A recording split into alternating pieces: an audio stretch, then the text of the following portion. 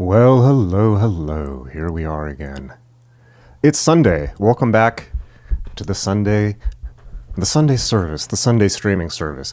As you should be able to see, I have purchased a green screen. Is this well advised? I don't know. But here we are. So, let's see. I'm just getting booted up. We got a lot to talk about today. We're going to continue our read through Dion Fortune's Saying Occultism, which we've done for the last two Sunday services. But this time, we're going to be talking about the left-hand path and what Dion Fortune thinks about it. So that's definitely going to be interesting. We're also going to be talking about the latest in terrorism and horrible things from around the world, but not too much before we get into the fun stuff. So yes, the stream is going well. We have a super chat going. If I get 10 super chats of 5 or more, you will get to see the secret chief, one of the secret chiefs, the inner head of the order himself, Charles P. Louv. P stands for piss baby, because when he was a puppy, he pissed everywhere. I now have a new Shiba Inu puppy, actually, who also has earned a P. I'll have to go catch him, of course, but everyone wants to see Charlie. So, let's see. Are we running? See, for some reason it erred. Okay, good. We're going.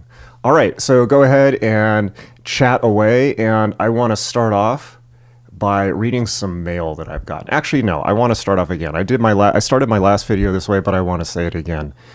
There's Charles, the inner head of the order. For any viewers who are Charlie, come on now. Out. For any viewers that are Jewish and or Israeli, I, of course, want to offer my supreme condolences for what's happened this week with the Bibas family. It is tragic. The response from around the world is unacceptable. And I'm just sorry this has happened. I don't know what to say. I said that at the beginning of my last video as well. If you don't know about this, it's real simple, unfortunately. When Hamas did October 7th, they, of course, took a ton of hostages, not just Israelis, but also Thai workers, Americans. And most symbolically, perhaps, they took the Bibas family, particularly Shira Bibas, the mother, and Kafir and Ariel Bibas, the two boys, who were both babies. One's a toddler, one's a baby, and it was Kafir Bibas in particular became the symbol of the hostages and trying to get them back. Hamas returned them. They returned them in adult coffins while having a party. The body of the mother turned out not to be the mother, and the coffins were full of propaganda, and they've now shown that the two babies were strangled by bare hands by Hamas a month after their capture. They were strangled to death.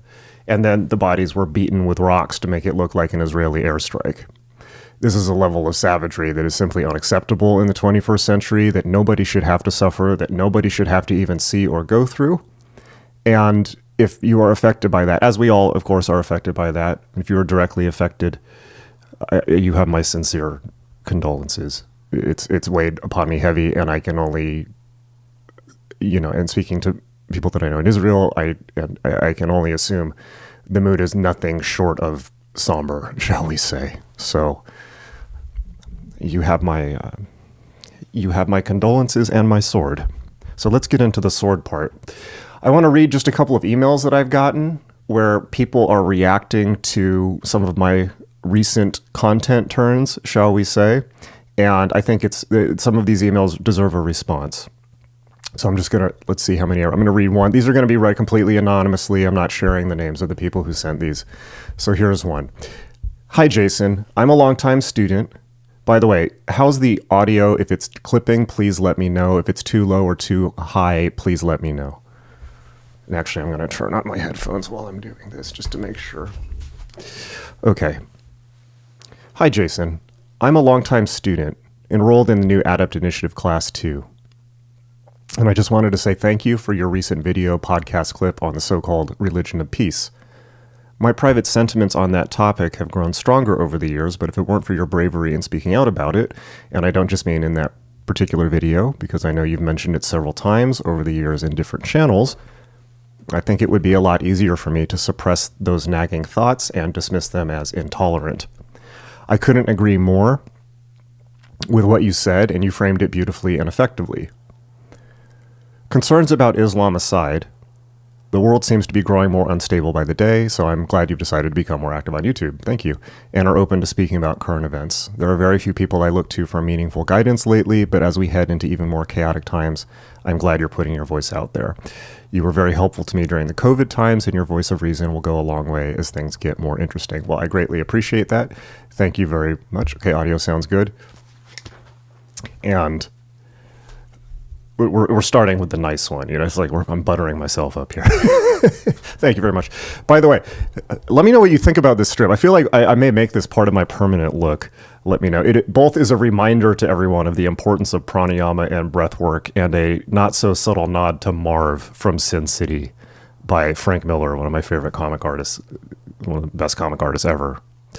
Okay, so here's the next one, and this one is the one that I really want to respond to, because this is somebody who's a little bit confused about why I'm even talking about this, and I think this deserves a response. Okay, so again, this is anonymous. Hey Jason, I hope this message finds you well. As you may know, I've been a student of yours for a few years now. I'm a great fan of your work. I find your podcast in particular to be invaluable, and I would like to start this missive by thanking you for all the hard work you put in to help good folks like me safely wander the labyrinthine realms of Western esotericism. As you may also know, I live in the UK, and I'm soon to start a new job in government. So yeah, I won't read all of this because I don't want them to be identified. I am intrigued by your current YouTube series on the subject of Islam, and while there are elements I disagree with, that's fine. I find great utility in investigating your claims. I've taken the time to read sections of the Quran for the first time, and I'm finding what I uncover there to be questionable, to say the least. Okay, so here's the point I'm going to respond to. What I would like to point out is there doesn't seem to be any real context for this shift within your videos, unless there has been and I've missed it. And I wonder, is this part of the overall and ongoing occult wars, as discussed with the mighty Alan Chapman in your very enlightening talk recently, and is that where your current passion stems from? And as Islam is rarely challenged in the open, do you feel if it is left unchecked, with folks in our community, for what it's worth, declining to look at its worst aspects as one would with respect to other religions, including my own and, I believe, yours, Thelema, a great set of beliefs that also benefits from critique? Absolutely. This could lead us all to be slaughtered and bastardized like those poor witches back in Salem. I guess I ask as it could seem on the surface to the casual observer that you're merely playing to the crowd and effectively mining for views by pitching your channel into the rabbit hole of blind hatred and nonsensical screaming, beloved of those mindless ideologues who love to clog up our currently bestialized mind space. I like that. Perhaps a video detailing why you think this stance is currently essential in occult terms would be useful. Perhaps a video detailing why you think the stance is currently essential in occult terms would be useful, with much love and the greatest of respect. Okay, so thank you for that email. That absolutely deserves a response, and I'll do my best. So, of course, the thing that made me go crazy about this topic was October 7th. It's kind of that simple. It's not that simple, but that was the inciting incident, shall we say. So I saw the news of October 7th, and I kind of had a delayed response to it because having covered, having followed news and war and horror and atrocity for so long, you can kind of count, it's violence in Israel and the Middle East is fairly common, unfortunately, shall we say. And also large scale Israeli retaliation is common, unfortunately, for them. And that they're in that position. But of course, as I began to look at it more, I became more and more disturbed. And then there was one the incident that what actually broke my head and put me on this new path is there was a tweet that was sent out from the Israeli government where they had a picture of a 4-year-old girl I think 8 or 9-year-old girl autistic girl in a Harry Potter costume with a Harry Potter wand who had been kidnapped and murdered by Hamas on October 7th. Vox says four great princes of evil get the stone cold stunner from the adept. I love that. That's a great reference and totally true. So that I kind of snapped. I kind of snapped after that because that was too close to home. It was just too close to home. And I also have many Israeli American friends who have been telling me over the years, maybe over the last 10, 15 years, how bad the situation with Islam is. And I'm sorry to say that while I read that stuff and even shared it, I didn't take it as seriously as I should have, because my background, of course, is very liberal. And I was 19 when 9/11 happened, and my young life was defined by opposition to the Iraq War, not the Afghanistan War. I never had opposition to that, but to the Iraq War, which I think was a mistake and was conducted under false pretenses and led to the rise of ISIS. We now know. So I have a lot of, my whole makeup is to protest war. I was raised by anti-war activists. My whole makeup is, and from my 20s, all my conditioning, almost everything that I did in my 20s, including writing Generation Hex, was a response to what the U.S. government was doing in the Middle East. And what I saw as a fraudulent war. I now still see it as a fraudulent war, but I unfortunately now think that we should have gone a lot harder. So, life comes at you fast. So there was a lot so I had to throw out a lot of, when you get new information, in this case, October 7th, when you get new information, you have to recalibrate or you'll be operating on old models. So I recalibrated and I started looking much more closely at Islam. And the conclusion I came to is Israel's right. Everything that they're saying is not over the top. It's not, all the stuff people are saying about it. It actually is that bad. And let me just give you an example. So here's, I'm going to do a little slideshow here. Here's Islam, and I think this may be a recurring facet of this stream now. Here's Islamic terrorist attacks that have happened around the world just this week. All right, so this is just this week. So I may do this every Sunday now as part of the sermon. So yesterday in France, just yesterday, an elderly patron at a market is stabbed to death by an Algerian migrant yelling Allahu Akbar. Okay.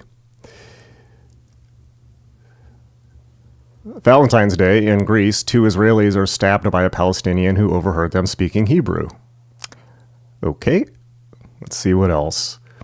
The next day, February 15th, in Austria, a 14-year-old is cut down when a Syrian asylum seeker making the ISIS salute goes on a stabbing rampage. Okay, very normal behavior.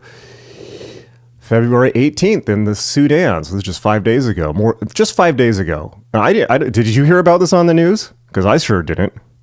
More than 200 villagers are slaughtered by Arab militias across 2 villages, some execution style. That was 5 days ago. 200 villagers. Let's see. Then the next day, February 19th, in Pakistan, Islamic State members fire on a polio team, killing the guard. Yeah, F polio, man. Polo. I think they mean polo, by the way, not polio. It's a polio team. I think they mean polo. So, yeah, F polo, man. All right. February 21st in Germany. So this is 2 days ago. This is what, Friday. A refugee with a Quran from Syria stabs a random visitor to a Holocaust memorial. Okay, so that's just this week. That's from thereligionofpeace.com. And yes, I know they have some questionable quotes around refugee and things like that. That's where they're coming from. But this is a global problem. It affects everyone. And it affects the occult community more than anyone because we're more at risk than anyone else. America... So for instance, I live in Texas. Texas is becoming vastly Islamized. There's whole Muslim towns in Texas. Of course, Michigan is largely Muslim now. And they love burning American flags and saying death to America and death to Israel and things like that. We've talked about that on the channel.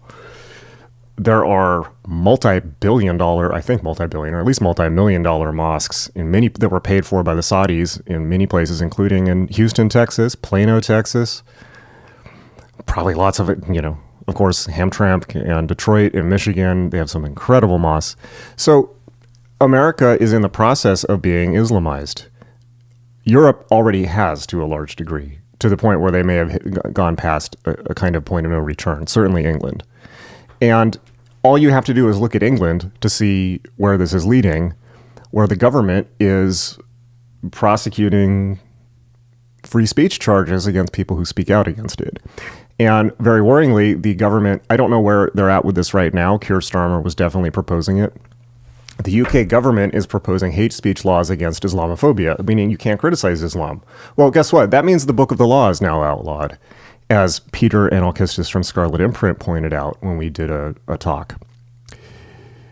So the Book of the Law is a central text of magic from the 20th century onward. So there you go. There's our religion out the window right there. Not ours, a set of ideas that many of us draw from. Let's put it that way. In the Book of the Law, so the Book of the Law also, why would the Book of the Law be outlawed? Well, let's take a look. And if you haven't read it, you absolutely should.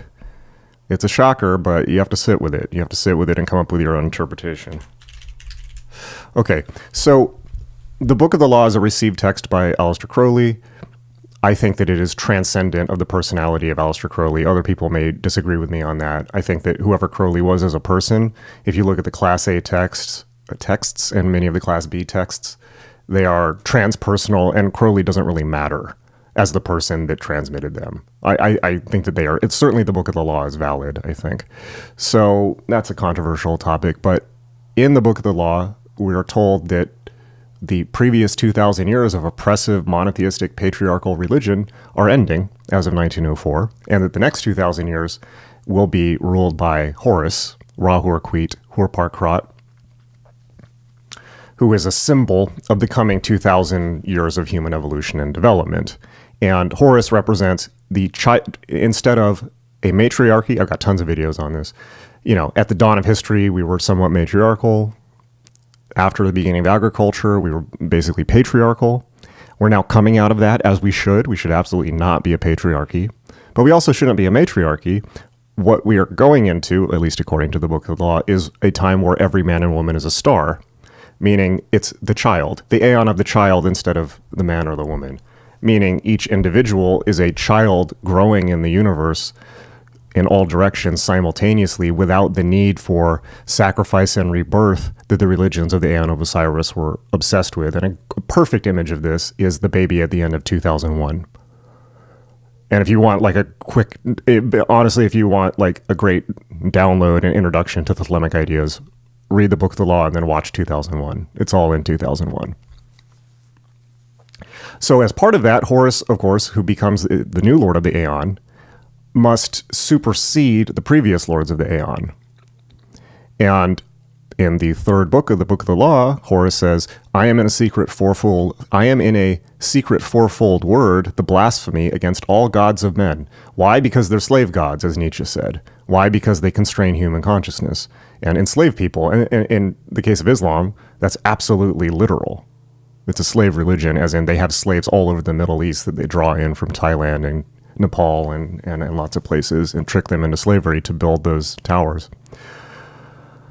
Curse them, curse them, curse them. With my hawk's head, I peck at the eyes of Jesus as he hangs upon the cross. I flap my wings in the face of Muhammad and blind him. With my claws, I tear out the flesh of the Indian and the Buddhist, Mongol and Din. Balasti, Ampeda, I spit on your crapulous creeds. So, basically, what's being said here? The old religions are slave religions. Interestingly enough, Judaism is not mentioned. And I think that's because Judaism is mentioned elsewhere in the book in a positive light. And I think I've thought about that for a while. And I think that it's because the Jewish religion is non-converting and is not a problem in any way. It's completely outside of the ultra-Orthodox, perhaps, it's very modern. And Israel, in many ways, represents a Thelemic state, in a way. Thank you, Richard. $5. We get 9 more, and you meet the secret chief of the order. So With my hawk's head, I peck at the eyes of Jesus as he hangs upon the cross. Well, most occult people have no problem doing this whatsoever, and we've been doing this forever. But that's about as dangerous as picking on Ned Flanders, in my opinion. And the reason they're willing to do that is because, by and large, Christians aren't really that dangerous. They are dangerous when they get together and make public policy and override the separation of church and state, as has happened in America. That's a problem. But they're not going to blatantly murder you like Islam will. So nobody criticizes Islam. Why? Because they're scared. Because they're scared. They're little bitches. Sorry. That's not a gendered comment, by the way. It's simply about their cowardice.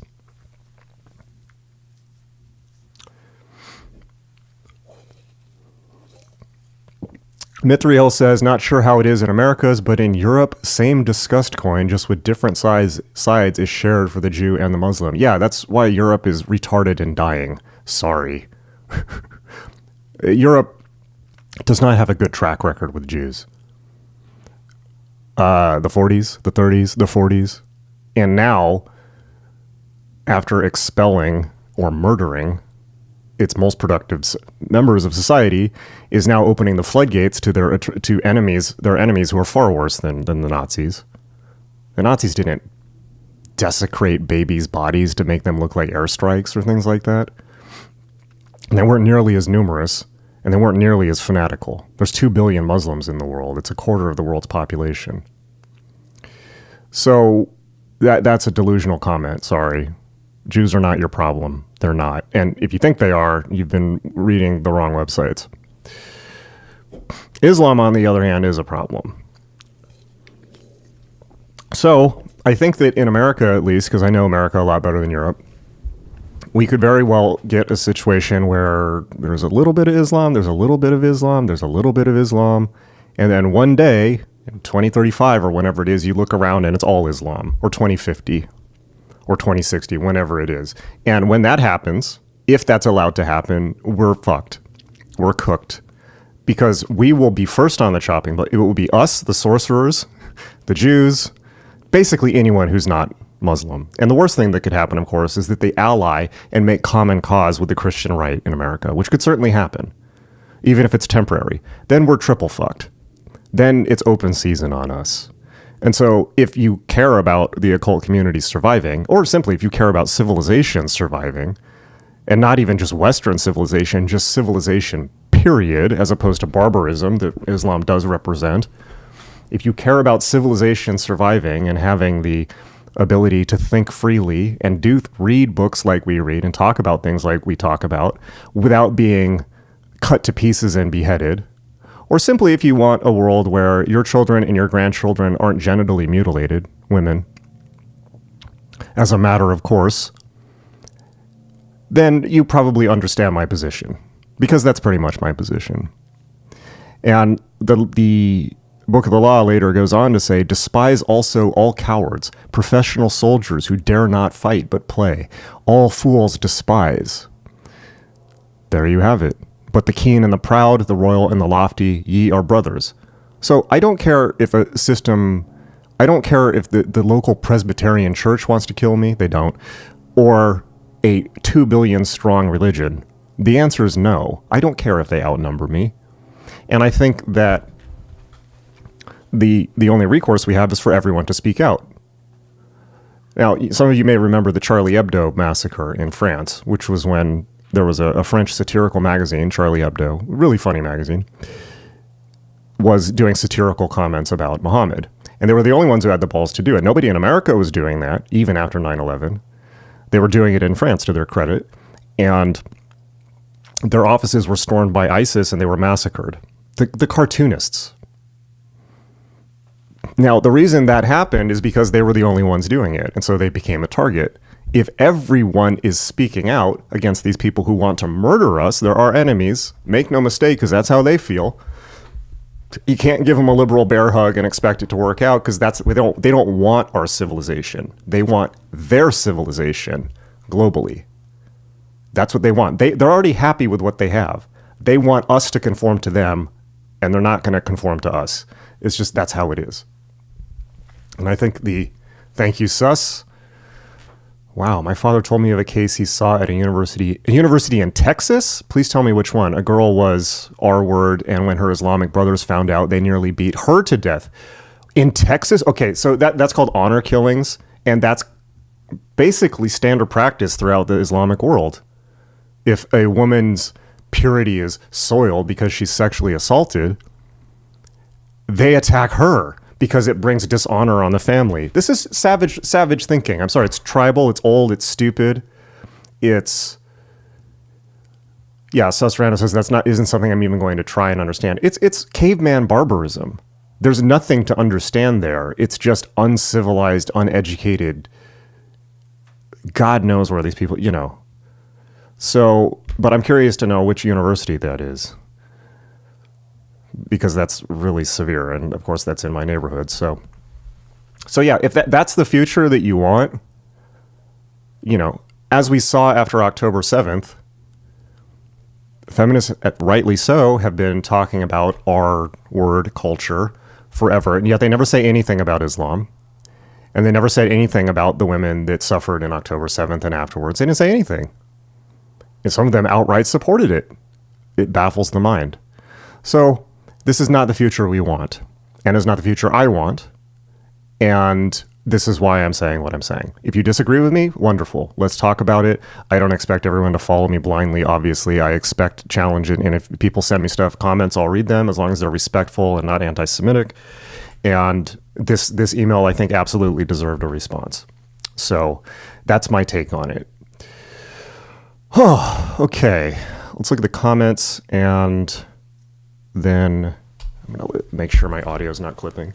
Let's look at the comments, and then we'll move on to Dion Fortune. Okay. So we got 2 super chats, 8 more, and you get to meet the secret chief of the inner order of the true Hermetic order, who is not this stuffed Sheba, who is a terrifying demonic Sheba named Terrell. Hi, I'm Terrell. No, it's a real Sheba. Okay. Greetings, left-hand path through the lens of Fortunism. This should be interesting. Absolutely.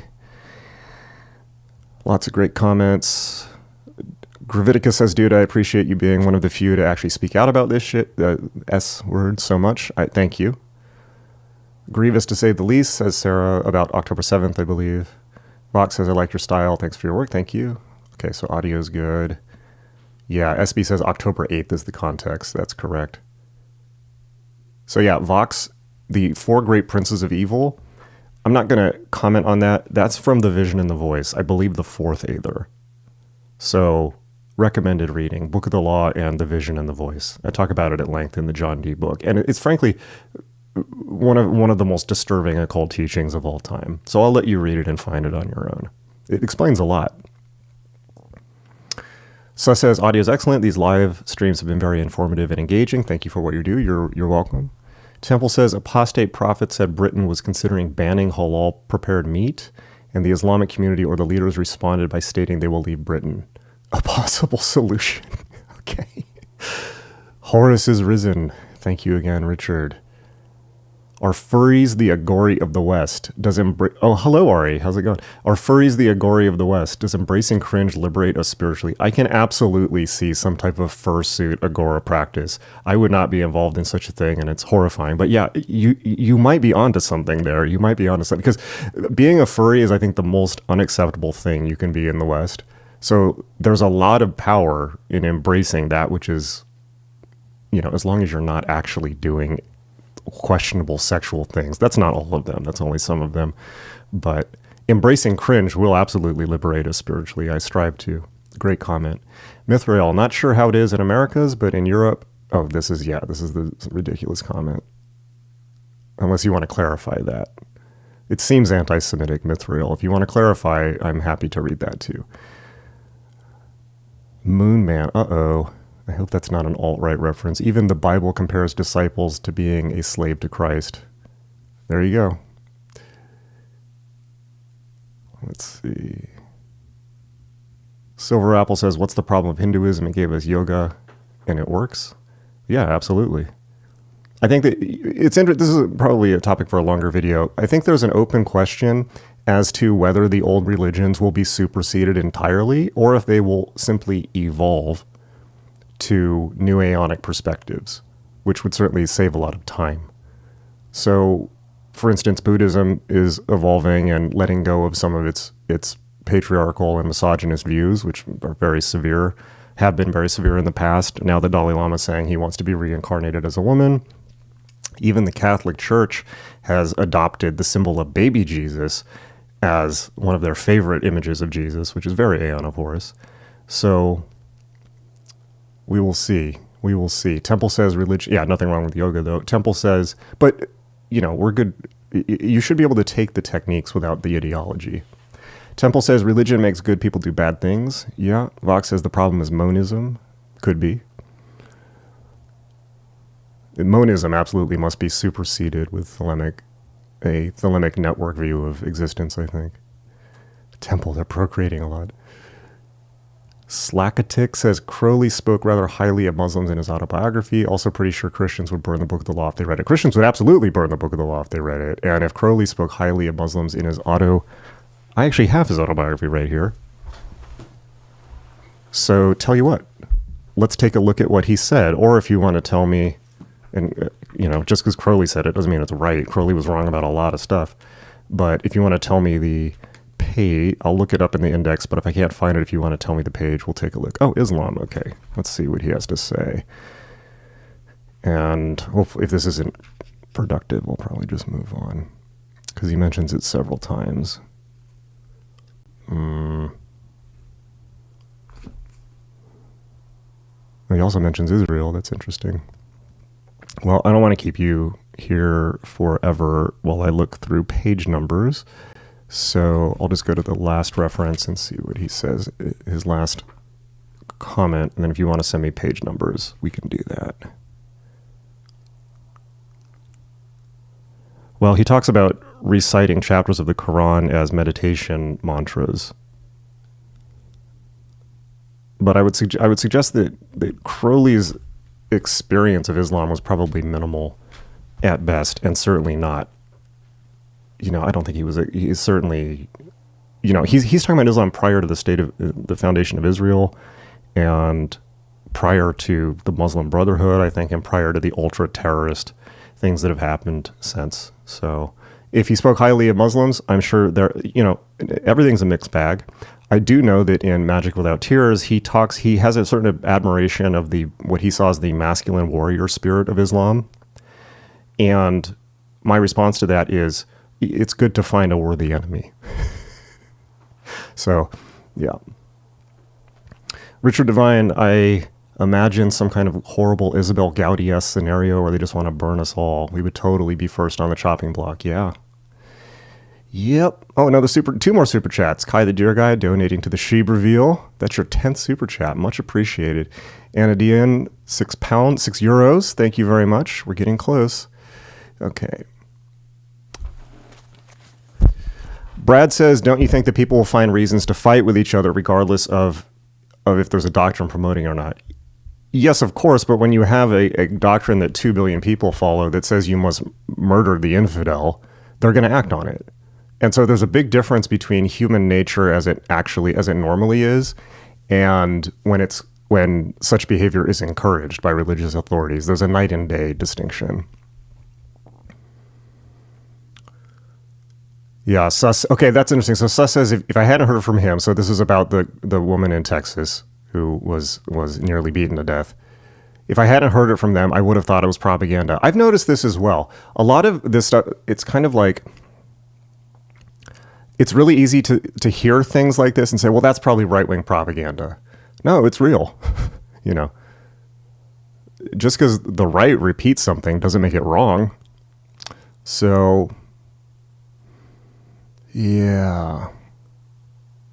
Okay, so Neon Cicada says, the tricky thing about Islam is people do not experience Islam as it really is, but rather as we are.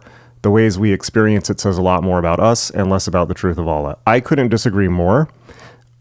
Respectfully, I think that, first of all, this is a no true Scotsman argument. People say the same thing about communism. Oh, well, that's not the real Islam. So please look up the no true Scotsman fallacy on Wikipedia. But also, as the cartoonist Bosch Foston, who I have a lot of respect for, who draws Muhammad and was almost murdered for it, as he says, if there are Muslims that are peaceful, they're better Muslims than Muhammad, because Muhammad specifically says to go out and convert by the sword and violence and all of this stuff. So the religion itself, that is the religion. That is the religion. It's not a misinterpretation of the religion. It's not an extremist interpretation of the religion. That is the religion. Read the Quran. It's bad computer code. Go read it. It says all that stuff. So I think that, and also Bosch Foston says, a good Muslim to us is a bad Muslim to the Islamic world, meaning a moderate Muslim who is not violent is good by our standards, but lax and bad from the Islamic world standards. So Kai the Deer Guy says a father in Washington attempted to murder his daughter because she refused to leave her boyfriend and marry an older man. Yeah, Islam also loves child brides, by the way, because Muhammad himself married a 9-year-old. Kevin says, join late. Why is the background like this? Open question. If anyone can tell me what this background is, you definitely get a cookie. There's a secret embedded there. A secret surprise. Resurrection Maga says, if Islam is one of the Abrahamic religions and came from Judaism, how did things get so bad in their religion? I think that I've also begun to really doubt the narrative of Abrahamic religion just because Islam is so different. And all religions rip each other off. And you get that if you study a lot of them. There's just a lot of cross-pollination.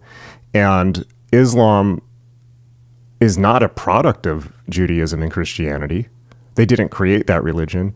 It was a product of one paranoid schizophrenic person's vision that he then stole a bunch of ideas from specifically Judaism and from Christianity. And one of the reasons for that was he was trying to convert people. So he wanted to include some of their ideas, but they didn't go for it, thankfully. So how did things get so bad? That's an open question, but read the book. It's because the book tells them to do that. It's because they're following the dictates of a paranoid schizophrenic, to be really street level about it. Okay. I'm wondering where all the Ipsissimuses are congregating at with all their concentrated power, and what are they doing to stop evil in the world? Whether they exist or not, I don't know, but I'm doing my best, and that's all we can do. Okay. All right. I'm not going to read all these comments just so we can get to Dion Fortune. I mean, watching true crime will prove the depravity of some human beings. No propaganda needed. Yeah, people are horrible.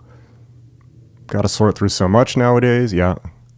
Luckily, we have YouTube. This is a very good way of disseminating information. Left or right, these days it's easier to... Slim Jim says, hello. Left or right, these days it's easier to assume a story is propaganda or just a lie or psyop than to actually do the deep digging required to maybe find some kind of answer.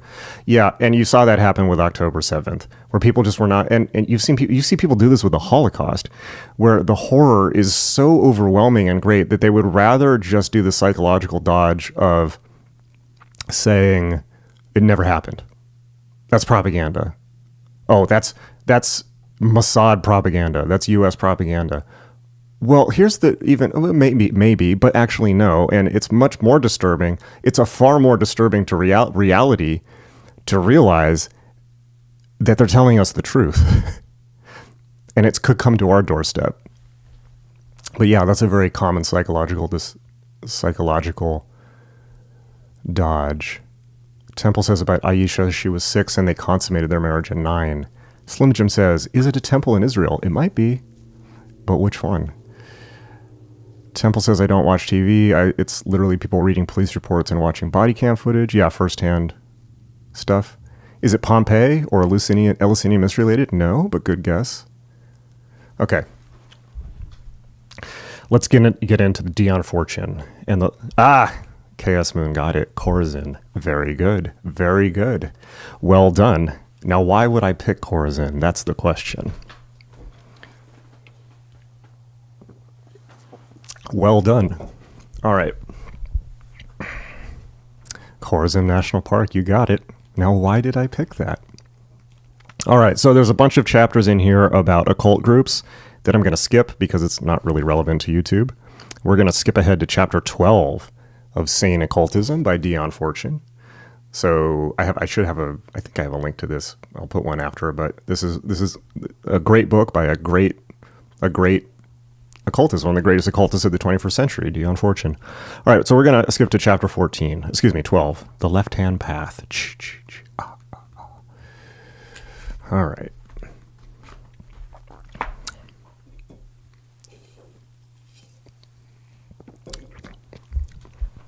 Those who interest themselves in occult science constantly meet with warnings concerning the avoidance of the left-hand path. They read of black occultism and dark initiators, and many other items calculated to make the flesh creep. A wholesome respect for the powers of darkness and a disinclination to trifle with them is a sound basis from which to start the investigation of supernormal phenomena. But panic-stricken ignorance does more harm than good. The warnings to neophytes are usually as vague as they are portentous, and afford little practical assistance when the student is actually confronted with an abuse of occult knowledge. Yeah, I'd say that's true, because it has nothing to do with the fantasy version of it. The subject is not a very savory one, and for its comprehension, plain speaking is necessary, just as plain speaking on other social problems was necessary for their remedy. A hush-hush policy gives evil its opportunity. Yeah. That's why Jason's not very hush-hush these days. A hush-hush policy gives evil its opportunity, whereas, if the matter be understood, the back of its power is broken. Agreed. Black occultists may be divided. This is not exactly. She's talking about. You know what you get it. It's the question. This language wouldn't be used today, but that's not what she means. Black occultists may be divided into two classes: those who deliberately say to evil, "Be thou my good," and those who stray onto the left-hand path, more or less unintentionally, and having got there, stay there, often deluding themselves. We will deal with the former class first because they afford a clear-cut illustration of the workings of spiritual evil. Those of the second class represent every grade of modification of the same principles. They are, of course, not so dangerous as the true devil worshippers, but they can be very harmful and unpleasant. Fortunately, the Christs of evil are as rare as the Christs of good. Yes, this is a disturbing thing to realize. There are absolutely descended masters. And I could name some of them that would be very obvious and some you would laugh at, but they're there. Supreme achievement in any walk of life is attained by but few. The initiate of the right-hand path is God-centered. The initiate of the left-hand path is self-centered. That is the prime difference between them. It is the point which determines whether a soul will turn to the right or the left when it enters upon the path. Further, occult development is but an unfolding of one or the other aspects of the nature. The initiate of the left-hand path is aiming at power for self-gratification. He is dangerous to contact because he is out to use his pupils, not to serve them. He is utterly unscrupulous and entirely selfish, and there is not very much left of a life after he is finished with it. I've definitely met some people like this. There are three motives which prompt him: greed, lust, and desire for power and knowledge for their own sake.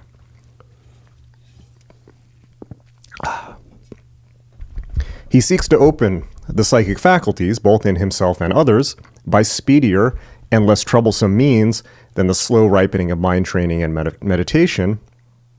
And for the achievement of this end, he employs drugs, which unloose the girders of the mind and give it a temporary expansion of consciousness. Now, it's one thing to unloose the girders of the mind, and quite another to get the rivets tightened up again. And unless one is prepared to go through life rattling like a cheap motor car, it is unwise to seek this method of development, speedy and effectual though it is. However warmly a system of drug taking may be recommended as entirely harmless, the neophyte will be wise to refuse it. I agree with that. For it is based on a fundamentally wrong principle, and the after results of even a single experiment may be very far-reaching. To open the psychic centers and contact other planes does not constitute the whole of psychism.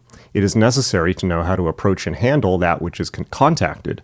Drugs do not confer this knowledge, which only comes with experience, and therefore, although they indubitably can open the subtler planes to the experimenter, the opening is of so undesirable a nature that it is far better avoided. Again, the neophyte may be assured by friends in whom he has confidence that they have made the experiment without ill results. This may also be true, but there is a factor known to physiologists as drug virginity. The evil effects of any abnormal stimulant or sedative do not become apparent at once. If they did, there would be no drug addicts. One could hardly conceive of a person becoming an addict to tartar emetic. It is the cumulative effects that are toxic, and because the drugs which alter consciousness are habit-forming, with various degrees of speediness, the risk even of experimentation is too great.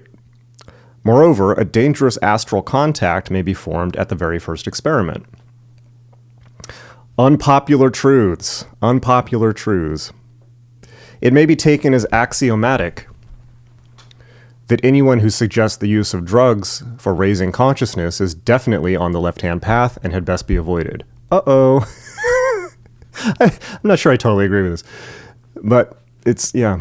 An adept may also offer to open the psychic centers of his pupil by means of hypnosis. To this method, two objections apply. The first is that which we have already considered in relation to drug illumination, that although it admits to the subtler planes, it does not confer the powers of the planes. It is equivalent to starting up the engine of a high-powered car and sending an inexperienced driver straight into city traffic without even showing him which is the brake and which is the accelerator. Secondly, after a person has been brought well under hypnosis 2 or 3 times, he is pretty much in the hands of the operator, and even if that operator be motivated by the purest intentions, the proceeding is very disintegrating to the pupil. In medical work nowadays, deep hypnosis is very little used for this reason, psychologists preferring to rely on suggestion. It should be noted, however, that although after repeated hypnotic sleeps, the hypnotist can often throw his subject into trance by a word or a look, this is not possible in the first instance. No one can be hypnotized without his knowledge. It requires cooperation, and generally a determined and patient cooperation for the first induction of hypnotic sleep. If anyone has ever actually seen somebody be hypnotized, and I don't mean NLP, I mean real hypnosis, it's pretty dramatic. As in, somebody will literally black out. Somebody will put their hand on their head, and that person will be lights out. It's pretty dramatic. The unwilling victim has merely to put his thumb to the nose, and the would-be dark initiator is completely floored. I saw a great deal of remedial suggestion done by qualified doctors in the days when I worked at a mental clinic, and although there was no doubt about the ascendancy that could be established over a patient when once the hypnotic sleep had been induced, to induce it was not at all a simple matter, even with the patient cooperating to the best of his ability. It is true, by the way, that you can't really be hypnotized unless you want to be. I noticed, however, that the personality of the hypnotist had an extraordinary fascination for the patient, and out of that fascination, many subtle and undesirable reactions proceeded. I've seen a good deal of psychoanalysis, and I hold no brief for it in its cruder forms, but there's no doubt about it that there's a very great deal in analytical psychology, and the more I see of human nature, and especially psychic human nature, the more I realize it. An accusation of hypnosis may be but an inverted way of saying, I love you. When such a charge is made, it is well to inquire concerning the modus operandi employed. Such an inquiry will soon reveal to those who know the real thing whether there is any foundation in the charge or not. Such charges are not lightly to be accepted. Hell knows no fury like a woman scorned, and the romancings of hysteria could have kept Harun al-Rashid awake indefinitely. When the story is told with highly colored accompaniments, it is generally safe to suspect it. In real life, such happenings are sordid and matter-of-fact in the extreme. But although I discount the story of hypnosis by force, I am well aware that one person can obtain a very great influence over the mind of another, and have often seen it done. I am of the opinion, however, that such a domination rests on the victim's trust and confidence in the dominator. That's true, and that when these are thoroughly shattered, the domination does not last long. I'm disinclined to believe the victim's assertions that he is entirely helpless in the matter, despite his realization of the nature of his thraldom. When the bond is realized but not broken, there is either a lingering fascination, or the victim has been privy to matters which would cause social ruin if they came out, and the dominator knows too much to be defied. The best way to escape from any such domination, when once it has been established, is to seek the help of some common sense, stable-minded friend. That very true. Well endowed with worldly wisdom and experience, who will not unduly stress the psychic side of matters, but encourage the victim to pull himself together, admit his share of the responsibility, and cut his losses at any price. Absolutely. That's totally true. If he fears publicity, should he turn on his tormentor, which is often the case, let him remember that his enemy has probably very much more reason to fear publicity than he has. If he follows the advice which the caterpillar gave to Alice in Wonderland concerning the puppy dog, and says to his tormentor, "You let me alone, and I will let you alone," he is unlikely to hear much more of the matter. An unwilling victim is a nuisance. The black occultist ensnares his victim through the weaknesses in that victim's own nature. The get-rich-quick spirit prevails in many souls who seek initiation, and they desire to reap where they have not sown. Yes, I myself can be quite gray-handed in a way, and I do like to play on this to entice people. It is not difficult in order to entice them to the real path. Well advised? Not sure. It is not difficult to fathom the psychology of most of those who get onto the left-hand path and stop there. Those who resolutely refuse to play with fire seldom burn their fingers with black occultism. I'm not saying that entirely innocent people, especially if they have but a superficial acquaintance with the subject, may not have unpleasant experiences at the hands of a black occultist, but it is my experience that the suspicions of a right-minded man or woman are quickly aroused, and they beat a retreat in the early stages. When people become deeply involved in black occultism, they usually have to say mea culpa before they get clear. This is absolutely true, both from my own experience and others. And this is how I counsel people to get through it too. Interesting.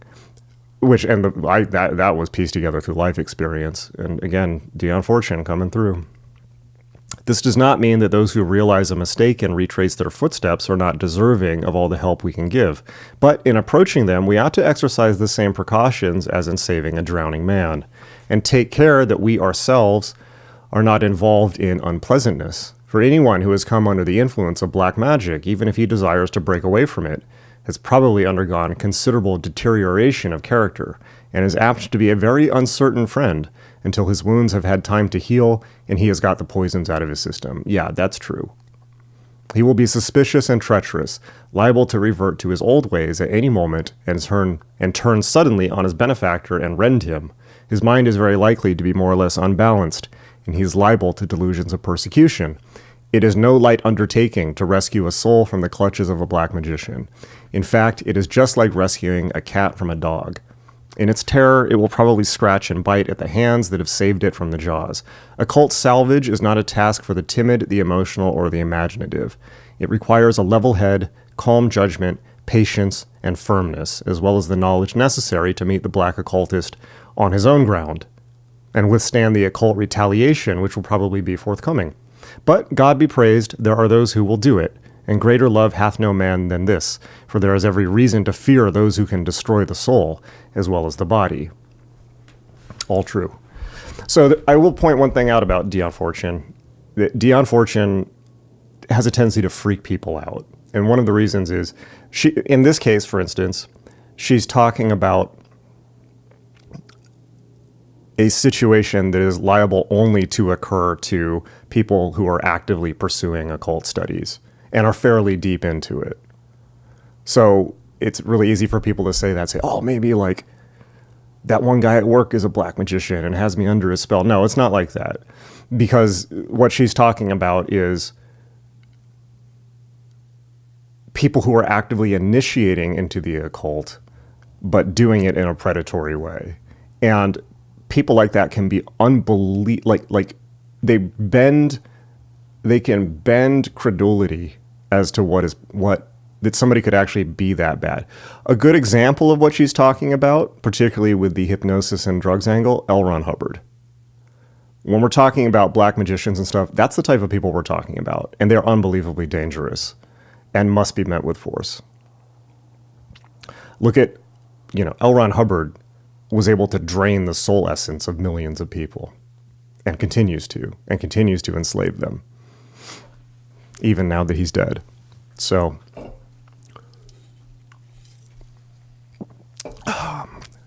when you're thinking about black magicians, he's a good one as a mental reference point. Okay. So Slim Jim says, you don't know what to believe after a while with any topic. The reality we can only know for sure, or mostly for sure, are our immediate surroundings. The rest is rumors on the interwebs. True. Although books still work, Chaos Moon says it's an old synagogue. Yes.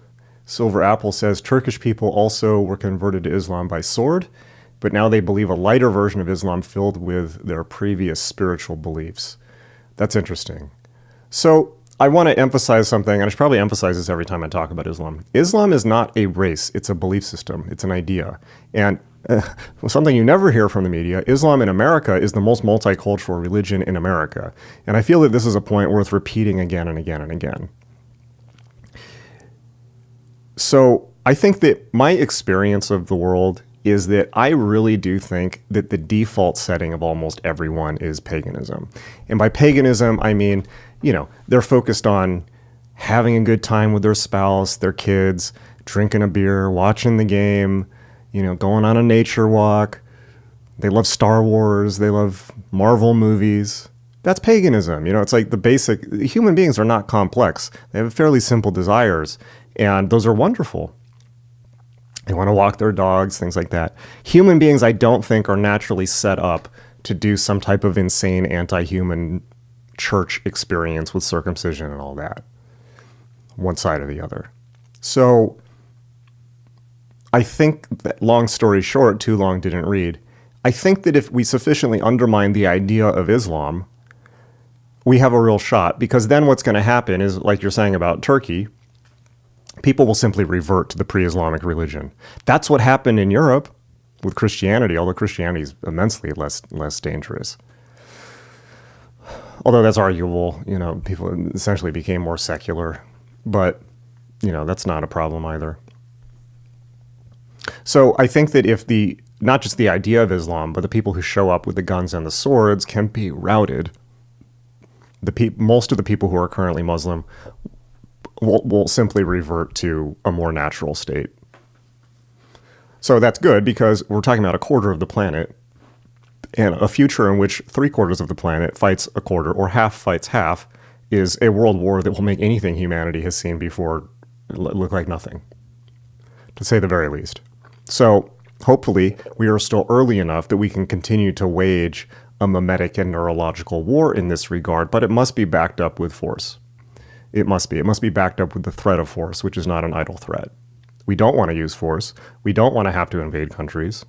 We would like to use soft power. We would like to use media and mimetic influence. But at the end of the day, the gun has to be on the table. That's my take on that. Kai says, as a rightish-leaning guy, I'm over the culture war. Left and right, we need to unify and protect what we have at home from Islam. Yeah, that's pretty directly put. It might be that simple, yeah. I mean, a common enemy really brings people together. Yeah, that's well put. Witchmaster says, guys, I know it's true. I saw it on TV. I don't know what this comment as it refers to. Simon, hello, says, Khorazin was one of the places where Jesus preached and later condemned for not repenting. Yes, that's part of it. Temple Hush Act, a.k.a. bad things don't happen and people don't act depraved. Like, get your head out of your ass, yeah. Chaos Moon says Jesus cursed it because they didn't believe his teachings, and apparently also a fig tree. Yes, that's part of it. SB says, are people who are literally left-handed worse off than right-handed people? No, we're talking about spiritual concepts here. Although people have definitely believed that in the past, which is pretty bizarre. Yeah, but it has nothing to do with it. Has nothing to do with actual hands. All right.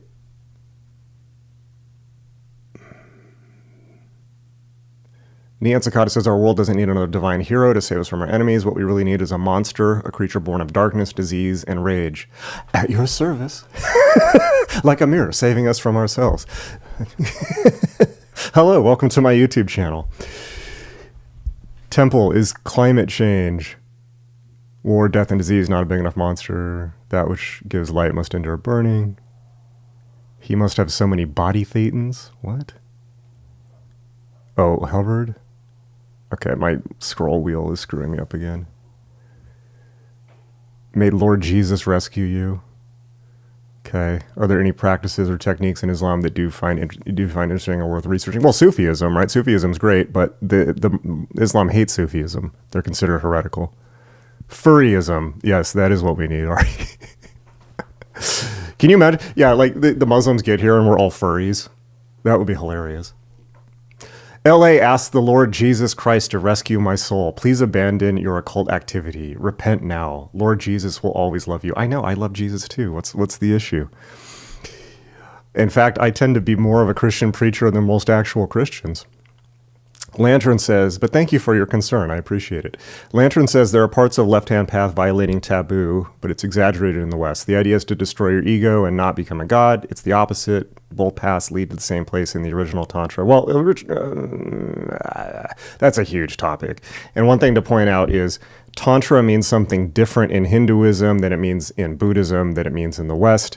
And the left-hand path means something very different in Western esotericism than it does in popular occultism, than it means in actual left-hand path organizations like the Temple of Set, which have a somewhat evolved, fairly evolved cosmology. So it kind of depends on who you ask. Kevin says, in light of what was read, how does Crowley fare on the left-hand path, right-hand path spectrum, especially in light of the drug mentions? Well, Crowley was complex, and I think the general answer with Crowley on anything is that he's all of it. Because that was kind of his personality. He had to do everything. So I think that Crowley spans both. Monsters Incorporated. Okay, so let's see. It's 4:30. We got 120 people on the stream. That's great. So I'm going to read the next chapter, Occultism and Immorality. But I first want to let you know, Adept Initiative 2 starts in a week. Go to adept.magic.me, adept.magic.me. We just completed the first Adept Initiative. Many of the students are on the call. It was phenomenal. The second one's going to be even better. It's going to be excellent. We're going to be doing astral work a lot. So, adept.magic.me. You have a week left to get tickets. All right, Occultism and Immorality, Chapter 13. And if we get 6, we only need 6 more super chats before you see Charlie, the secret chief, who will clarify all of these things. We now come to the consideration of another and very important aspect, the occult aspect of sex. I have dealt with... Okay, this is going to be interesting. Wait, let me browse through this first to make sure. Oh no, this is the one where she starts gay bashing. God damn it. Yeah, okay, well, I'm going to pass up on this chapter because I don't think she's correct there. All right. Chapter 14, Psychic Pathologies. Evil is wrought by want of thought. But yeah, by the way, the thing about drugs, Dion Fortune also says if you're gay, you're on the left-hand path. No. No. No, Dion. I'm pretty sure that Dion Fortune was also a closeted lesbian, so there may be some type of self-loathing going on there. But we've moved past this culturally, thankfully, and that's absolutely not how I see it at all. Chapter and you know, in terms of my brand of occultism, I happily welcome everyone, you know, as long as it's between consenting adults. Do what thou wilt. All right, psychic pathologies. Evil is wrought by want of thought as well as by want of heart. Let us now consider the occult troubles which arise from ignorance and inexperience. These may be divided into 3 broad divisions. Firstly, the troubles which come from hypersensitiveness induced by improper methods of training, or training under unsuitable conditions. Secondly, the forming of rapports without the knowledge of the methods of breaking them and resealing the aura. And thirdly, disassociation of the personality through the use of improper methods of psychism, a common trouble with the untrained psychic. A psychic is always a sensitive. He is sensitive not only to impressions from the inner planes, but to every change of feeling in those about him. He is like a person who goes abroad on a treacherous spring day, clad in the thinnest of garments, and feeling every change of temperature, now chilled by the wind, now scorched by the sun. It's like she's talking directly to me. Such a one experiences constant changes of mood and is torn to pieces by his own emotions. Okay, well, this is a very exaggerated version. Moreover, he is constantly quarreling with people, for he is acutely aware of the ups and downs of their feelings towards himself, and a single thought of irritation is to him as a blow in the face. This chapter is not about me. Unless sheltered and cared for with wise and understanding sympathy, the psychic is very apt to become neurotic and end in social disgrace. Well, I'm happy to end in social disgrace. Spontaneous natural psychism is the fruit of... as people love to tell me on Instagram, I'm such a disappointment. Pleased to disappoint. Spontaneous natural psychism is the fruit of training undergone in past lives. The training is of 2 types. It may have been designed to produce the Sibyl, the watcher of the magical mirror, or it may be the result of initiation and adepthood. The former type gives the passive negative psychism and is usually found in psychics of little mentality.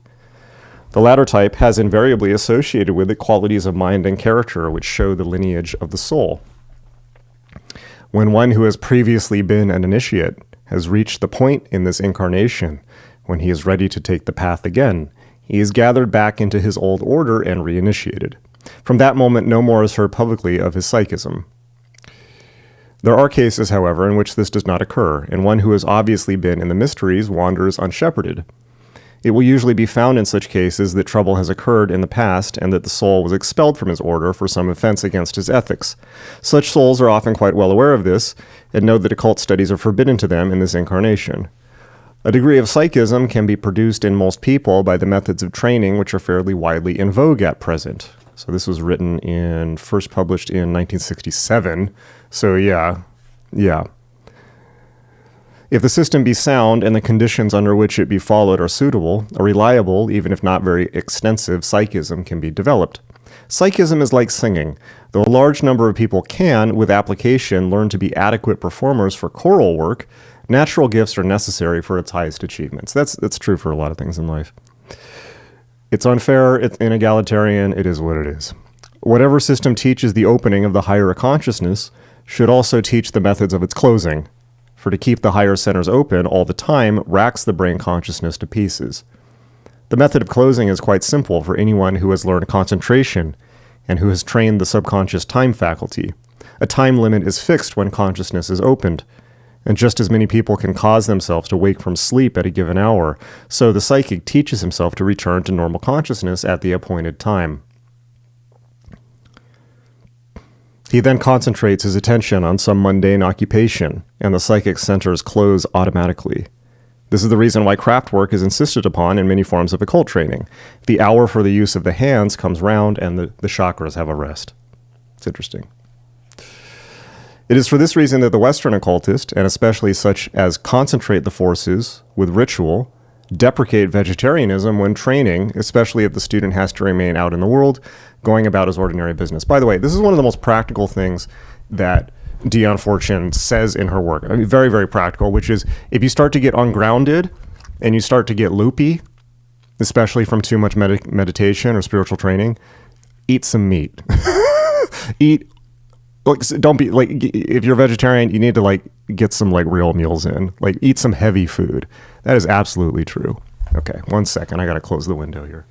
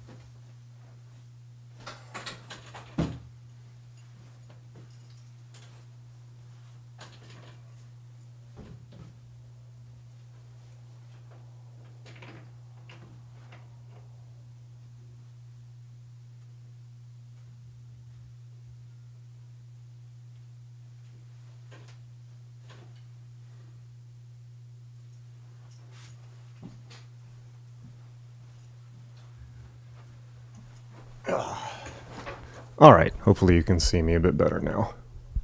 Although I appear to have turned red for some reason. That's odd. Oh, there we go. Okay. Where were we?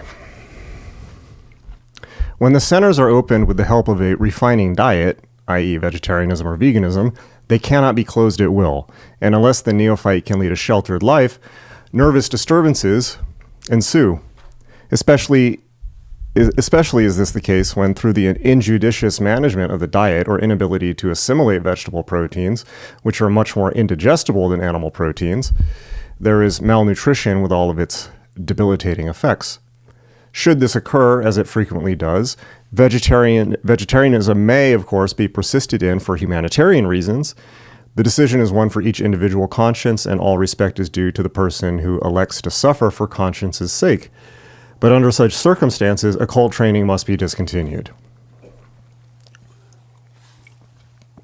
Although certain Eastern systems cannot be pursued without the sensitizing effect of a vegetarian diet, true, vegetarian although not vegan, as it has been told to me by the gurus. Keep eating eggs.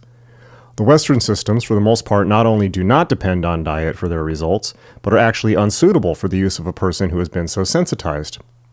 The issues between humanitarianism and occultism have been much confused of recent years by modern theosophical teaching. That is a very true statement. Humanitarianism and occultism have been confused. Very true. You get that now. You get that now all over the occult world, you know. As a matter of fact, they have no correlation. People may be humanitarians who are not occultists, and occultists who are not humanitarians. There is a very great difference between the expanded consciousness of the trained occultist and the sensitiveness of the psychic. Definitely true. Having spent a lot of time around both types of people, they're very different. They're very complementary, but very different.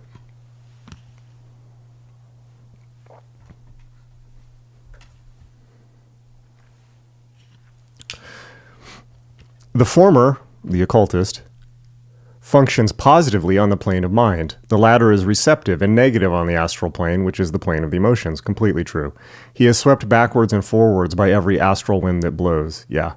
He is blamed for his treachery, his changeability, his sudden malice, but as a matter of fact, he is the victim of circumstances.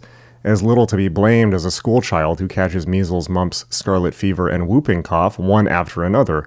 The germs were going about, and he was not immune.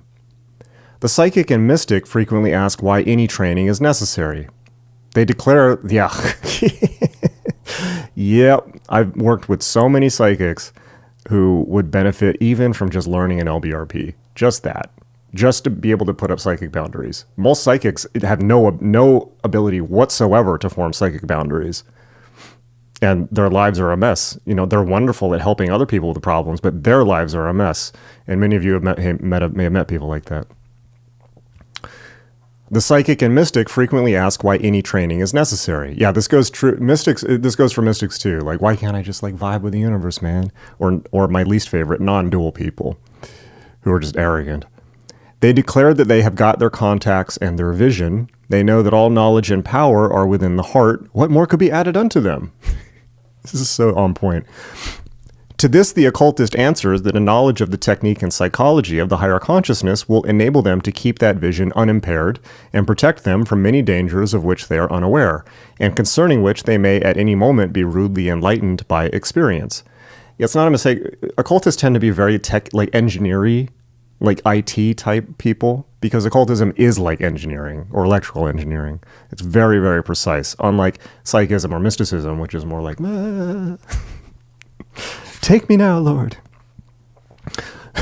Occult discipline is to the psychic what the training of his voice is to the singer. Untrained voices, however beautiful, do not last long, and the higher ranges of their art are not possible to them. Absolutely true. His sensitiveness renders the psychic suspicious and quarrelsome, and because he is keenly alive to the unseen forces, he is terribly afraid of black magic. To him, any force which he does not understand and which seems to him to be stronger than himself is evil. He knows only too well his own extreme suggestibility, and he defends himself from undue influence by a ready suspiciousness and fiery resentment like that of a thoroughbred horse rendered vicious by ill treatment. With such a suggestible subject, the suspicion of fraud held in the minds of a circle of sitters is enough to make him doubt his own integrity and either totally prevent all manifestation or cause him to become that which they believe him to be.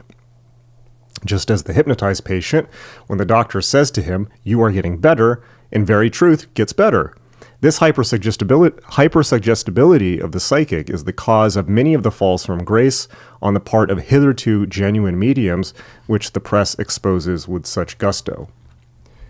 The untrained psychic, having no general knowledge of esoteric science or of the history of supernatural phenomena, has no standards of comparison by which to judge his own work. To him it is unique, sacred, a divine revelation. Whosoever lays a critical finger upon it is guilty of blasphemy. The astral psychic always believes his visions to be spiritual and has a horror of the very word astral. As a matter of fact, all vision is astral. Very true. Spiritual experiences have no form but are pure idea and intuition, i.e. from the plane of Bria or Atzileth.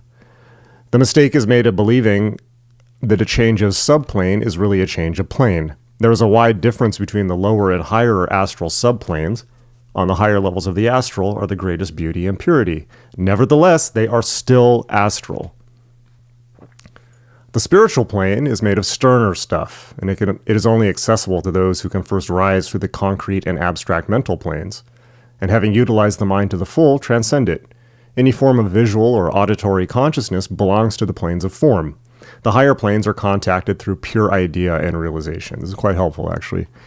It is this philosophic concept of esoteric science which it is so necessary to stress at the present time as a counterbalance against the phenomenal anthropomorphic concept which has been so widely spread about by much propaganda literature on the subject, a state of affairs which is deplored by all serious-minded students of the ancient wisdom. They're still in the trenches, Dion. Nothing's changed. The internet's just made it more. Just more and more and more of it everywhere. The phenomena connected with rapport are also a fruitful cause of pathology. Rapport is like blood transfusion. There is an exchange of vitality between the persons concerned. If there be a mutual sympathy and good health, rapport is a most valuable and useful thing, for there is reciprocity. The strength of each supplements the weaknesses of the other. The real value of marriage lies in the establishment of rapport on all the planes. The position is very different, however, when it is a case of all give and no take. So many of you may know that, for instance, NLP contains many, many techniques for establishing rapport artificially, which was invented after she wrote this, but that's quite interesting. Not that long after, actually. The position is very different, however, when it is a case of all give and no take, or where there is a pathology in one of the partners to a rapport. Vitality is like any other mobile substance. It tends to flow from the center of high pressure to a center of low pressure until the pressure is equalized. Most of us only establish a rapport with those whom we are in close emotional touch. But in the psychic, the ectoplasm often projects long processes beyond the edge of the aura, and rapport is easily established. Where there is a need, the sympathy flows, and where the sympathy flows, the ectoplasm flows too. She still believes in ectoplasm, interesting. And along its tenuous threads goes the vitality. The leaking aura is not at all uncommon, and accounts for much ill health in psychics. Very true. This condition needs careful and prolonged treatment. The rapport must first be broken by a complete severance of all relations for a time, if this be possible, and also by certain occult means which cannot be entered upon here. To break the rapport, however, is not enough unless the rents in the aura be closed.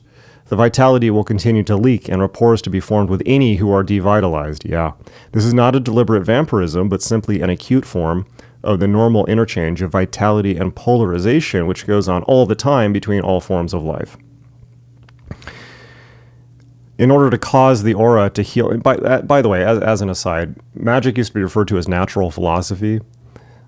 I think that's good. I think that particularly Dion Fortune should hopefully make this clear. When we're talking about magic and magical training, we're talking about magic is a language for describing things that are already in your experience. It's a language for describing very, very subtle aspects of the mind, of your interactions with other people, energy, we might call it, intuition, things like that. So because it has such a complex vocabulary, it allows such precise focusing and operations and engineering-like operations. And a somewhat related metaphor would be, as we all know, Eskimos have like 60, 70 words for snow, so they have a far bigger ability to talk about snow in specifics than we do. We just have snow, right? So it's the same with magic. It describes things that are already happening. It doesn't mean your life's going to get a Marvel special effects budget and you're going to turn into Doctor Strange and start throwing fireballs out of your hands. Although if anyone knows how to do that, please tell me, because that sounds awesome. So it's very street level. It's very day-to-day life. In order to cause the aura to heal up and strengthen, the psychic and mental health, the physical and mental health must be built up in circumstances of emotional quiet. A return to nature is the best medicine, for nature is a powerful healer of all psychic troubles, definitely. The reestablishment of physical health must always go hand in hand with the solution of occult problems. A lowered vitality leaves an open gate to invasion. Lastly, we come to the point where lies the root of so much occult trouble, the point where psychism and psychopathology meet. The sensitiveness of the psychic can so easily turn into mental instability under adverse circumstances. For its proper understanding, a knowledge of psychology is necessary. Whoever wants to understand this subject cannot do better than study Dream Psychology by Maurice Nicoll. The Psychology of Insanity by Bernard Hart is also very illuminating, and my own little book, Machinery of the Mind, which was written under her real name, Violet Firth, is a general introduction to the subject. Of course, we probably have much, much better stuff now. An adequate knowledge of the elements of both normal and abnormal psychology, or abnormal, if anyone gets that reference, you get a cookie, would do more than anything else towards preventing false concepts of occultism. Let me read that again. An adequate knowledge of the elements of both normal and abnormal psychology would do more than anything else towards preventing false concepts of occultism. When all is said and done, occultism is simply the science which deals with extended consciousness and the experiences which that extended consciousness opens up. And unless we have a proper concept of the nature of consciousness, we can never hope to understand occultism. It is so much easier, however, to acquire a rule of thumb knowledge of occult phenomena, or alleged phenomena, and human nature is so fond of shortcuts, which save effort and application, that it is not easy to get would-be students to realize that profound philosophical concepts must be clearly grasped before the occult doctrines can be understood. Apart from these, we get naive and anthropomorphic concepts of a universe cut out of cardboard, a child's toy theater of a cosmos, and lucky are we if we get it plain, without the addition of gaudy colorings. All right. Let's look at comments. Got 6 more super chats and you get to meet Charles. Okay, let's see.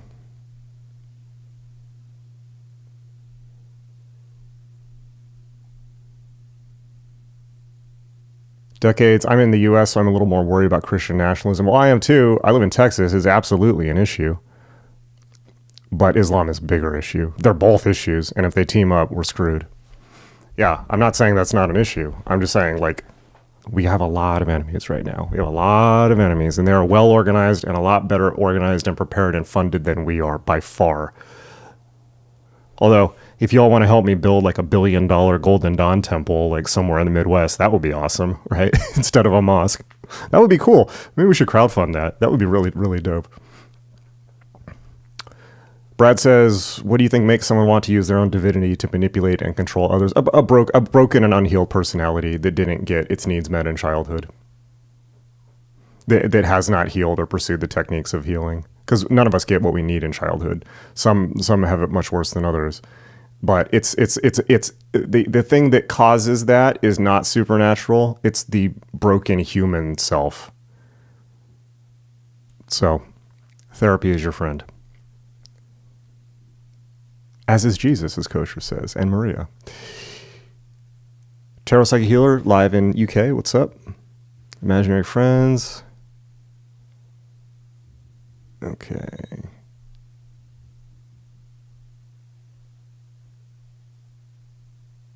Another super chat.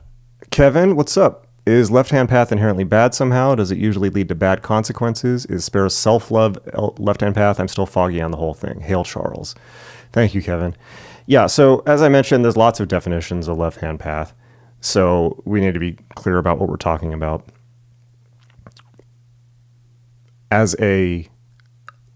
Forgetting the concept of left-hand path for a second, my general rule is darkness exists already. It will find you. You do not need to seek it out. If you're on the path, dark forces will come to you to be integrated or overcome or bound. You don't need to go seeking them out. So that's my take on that. Okay.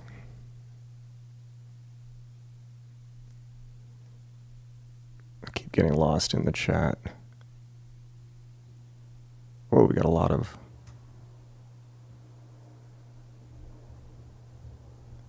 Magic's about imaginary numbers.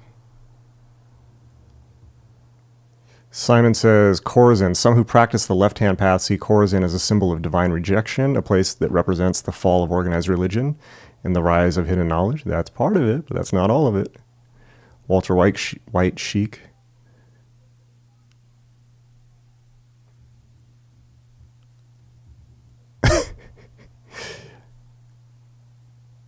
Yeah, Wishmaster says eating heavy food will keep you manifested heavily on the earth. Yep.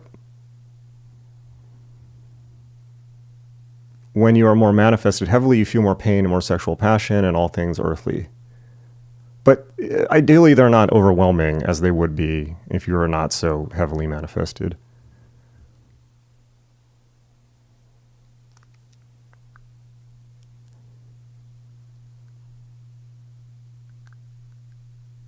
Okay, we're getting a lot of off-topic comments here. Juan says, hello, Juan. Following your recommendation, I watched Simon King The Witches. In a scene, Simon described himself as a male witch or as a magician, as if both were synonyms. Do you think they are? That's pretty cool. That's pretty funny. So, yeah, I mean, in the 60s, magic was largely associated with Wicca and neo-paganism. And so, you know, male witches were called warlocks. It was seen more as part of the feminist movement. And ceremonial magic was not so widely practiced or known as it is now because people didn't have access to the information. But yeah, that's a very realistic movie, at least about the occult in the 60s. Highly recommended for everyone. Simon King of the Witches. It's hilarious. It's great.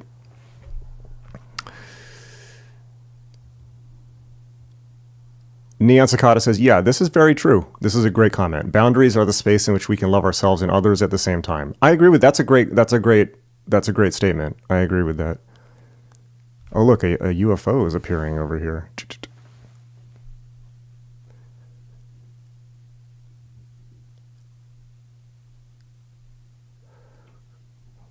Get lost in the chat again.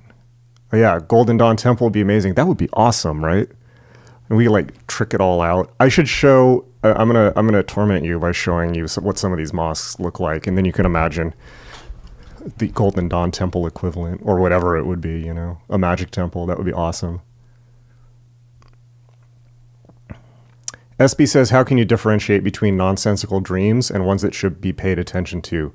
Read the Tibetan Yogas of Dream and Sleep. The Tibetans have an excellent method of classification, and it's spelled out very well in that book. Tibetan Yogas of Dream and Sleep. Brad says, is there a clear defined boundary in your mind between spirituality and occultism? I'm really interested to hear your take on this. Yeah, okay, that's a very fruitful question. So spirituality is a huge concept that can mean anything.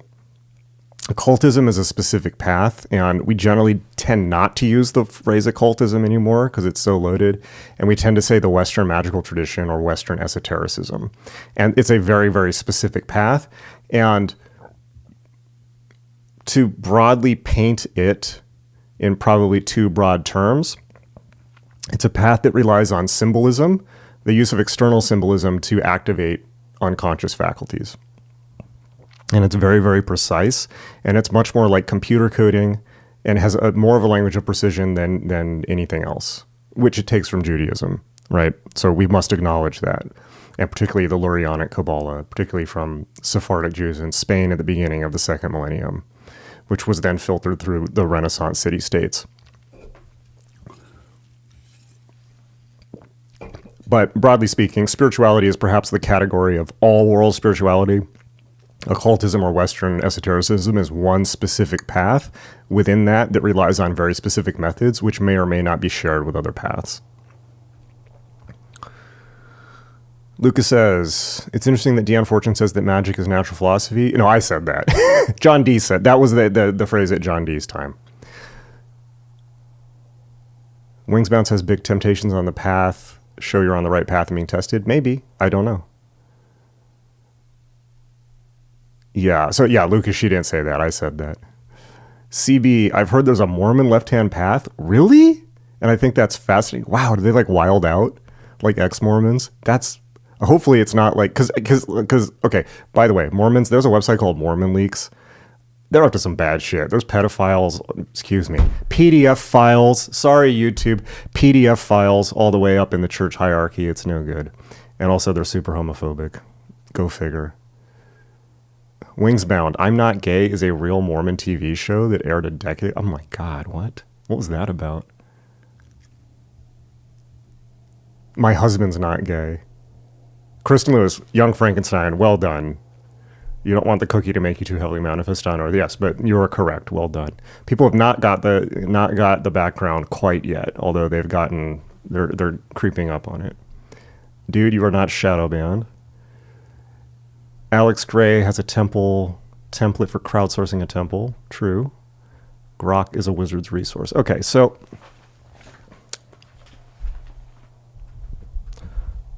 hopefully you've overcome your hysterical blowout from 10 years ago, Ben. Don't think I don't remember. Hopefully you're much more even-keeled now. No offense. All respect due given. Chapter 15, mental trespassing. And this is probably the last one we're going to read, and then I'm going to show you the mosque. So, 5 more super chats, and then you get to see the secret chief. All right. Or not.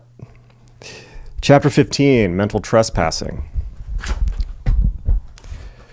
The realization of the power of thought is widespread, and there are many people who not only carefully avoid doing positive harm to others by their wrong thinking, but seek to do active good by their right thinking. And the question arises, how far is one justified in using the power of concentrated thought to help another? Many people will think this an absurd question. Of course one is justified in doing good, in season and out of season. But the problem is not quite so simple as all that. Let us take a concrete instance which may come close to home to us. Supposing someone who still adheres to the orthodox ways of thinking from which the reader of these pages has presumably broken away, should elect to save your soul from damnation by concentrating on you and giving you telepathic suggestion to the effect that you could not assimilate this line of thought, would you welcome the interference? Would you not rather consider it a most unwarrantable intrusion upon your freedom of action and the integrity of your soul? How then do you suppose it might appear to other people if you, even with the best of intentions, sent mental messages to their subconscious mind designed to bring about a change in their condition? It may be laid down as a maxim in spiritual healing that no one has the right to apply any alterative mental treatment to another without that person's consent. I tell my students this all the freaking time. Is it too much to expect that you should write to that person stating what you propose to do and obtain his consent before you submit him to a course of treatment? If you have any reason to suspect that such consent might not be forthcoming, is that a justification for giving the treatment without his knowledge? How would you feel about it if such methods were applied to yourself? Supposing you were engaged in some delicate and difficult process of training in order to obtain the higher consciousness, and someone sent concentrated mental messages to you which disturbed your concentration and spoiled your experiment, would you not feel that you had just cause for complaint? Or more simply put, do what thou wilt, or even more simply put, mind your own business. It has been argued, and this is a pitfall that many new occult students fall into, where they think they have some special power where they can override other people's reality. You don't. And acting like that will get you wrecked very quick. The occult does not make you special, and it absolutely does not allow you to override other people's boundaries. They hit back hard. It has been argued that surely anybody would welcome relief from pain, but this is far from being the case. Many people have profound religious convictions and would consider such interference blasphemous. Even if we do not agree with them, we ought to respect their opinions. Do not forget that when we concentrate upon another person and thereby affect a rapport, that such a rapport continues after the treatment is finished. Next time we concentrate, we shall get through more easily. An interchange of mental content has taken place between mind, and this continues to flow backwards and forwards like the tides through a strait, unless there is sufficient understanding of the technique of the operation to know how to shut down at the conclusion of a treatment. Moreover, although the healer may be able to shut down and prevent any emanation of his patient's mind from touching his own consciousness, the patient is not usually in a position to do this in regard to his healer. Especially is this the case when the treatment is administered without the knowledge of the patient. A person who has once had such a rapport established between his subconscious mind and the mind of another will have undergone a marked increase of telepathic sensitiveness, and anyone else will find it much easier to establish a similar rapport. Have we the right to produce this sensitization in anyone without their consent? Supposing that such an interchange of mental content as we have described takes place between two people whose viewpoint is antagonistic, great confusion and conflict are caused in the mind of the patient. His judgment is clouded and his will deflected from its purpose. Is there anybody who has sufficient wisdom to know the needs of another soul? They must be judged according to evolutionary development, the particular karmic debt that soul is working out at the moment, its general karmic position, derived from the aggregate of the causes set going in numberless past lives, all interacting among themselves, reinforcing and counteracting each other, some coming into action at one moment, some at another as the planetary conditions influence the individual horoscope. Until you have diagnosed these conditions, you would do well to refrain from operating upon them. If your mental power is sufficient to heal when rightly applied, it is sufficient to make confusion more confounded when wrongly applied. There is but one safe way to apply spiritual forces impersonally, and that is to invoke God's love and commit the soul to God's hands. That is true, and that is true both in the Western and the Eastern paths. You do not intervene. To put a very simple point on it, you don't intervene, you ask God to intervene. There is but one safe way to apply spiritual forces impersonally, and that is to invoke God's love and commit the soul to God's hands. That's true. Okay. So let's see. We have, if we decide to finish the book, if people are enjoying it, we only have four? Yeah, 4 more chapters. Okay. So maybe we can do that next weekend. In the meantime, let's do comments and then terrify you with gigantic mosques. We need 5 more super chats, and we still haven't figured out the background.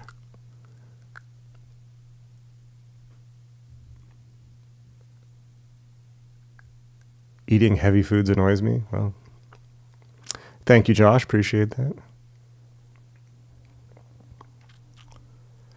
Dude Guy 999 says, I help others through concentrated thought by holding the space internally and exuding it to my friends. I've seen it work and have had compliments that I'm a good luck charm.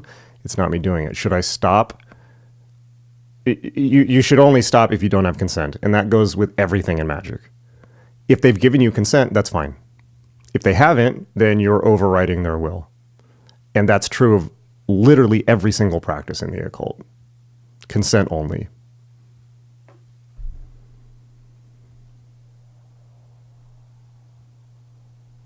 All right. Okay. So I'm going to try some new techniques here. Let's see if I can put the video behind me.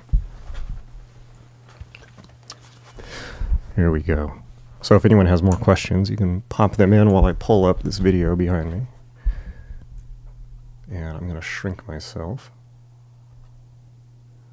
Let's see. How do I shrink myself? Man, OBS can be weird sometimes.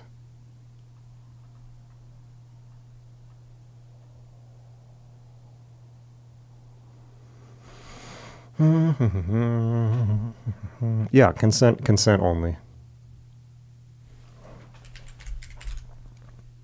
Whoa. Is that? Here we go.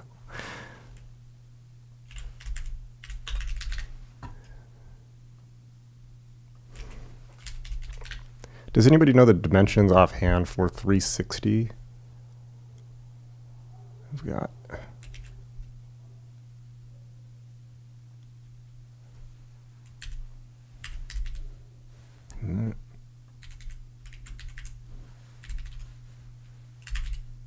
Okay, well, that's 720p. Let's try 360.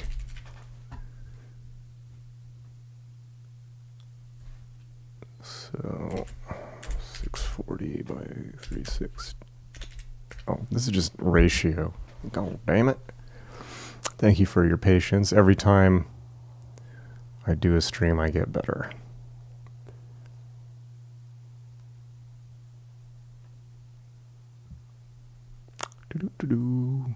If anyone knows OBS well, please don't be shy.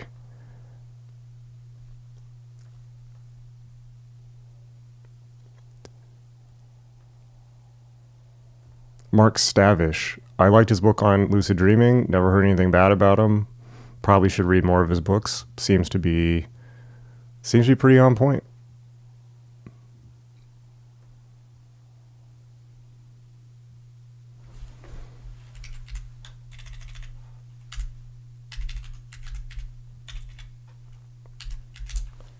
Okay, finally. Josh, thank you. $10. Cheers. Thank you very much. What happened to my nose? So might be too small, actually. We'll just do that. So this is my, I'm considering making, these are Breathe Right strips that make,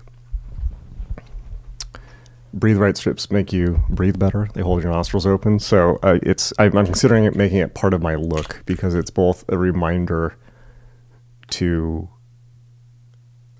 that breathing is one of the most important things, and also a nod to Marv in Sin City, who I feel like more and more like every day.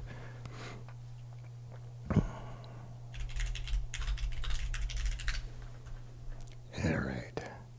Here we are inside the most expensive masjid of America. Let's pull this up. I got a bunch of these, actually.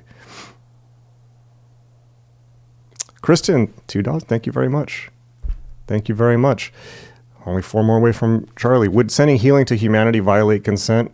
It's probably better to follow the ask God to do it route. Because, yes, humanity doesn't want healing. If it wanted to be healed, it already would be. No one's broken. No one needs healing. Everything is appearing exactly as it wishes to. And this can be very, very tough doctrine to get, particularly for people from a Christian or otherwise humanitarian background. But it is what it is. All right.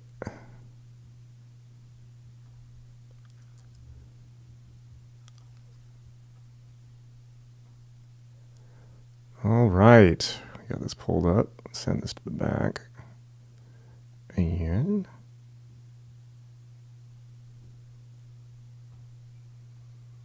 okay. Hopefully the sound will work. And yeah, let's see what we got here.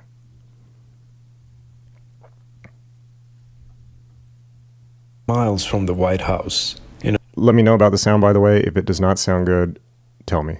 a quiet suburban town, stands the biggest mosque.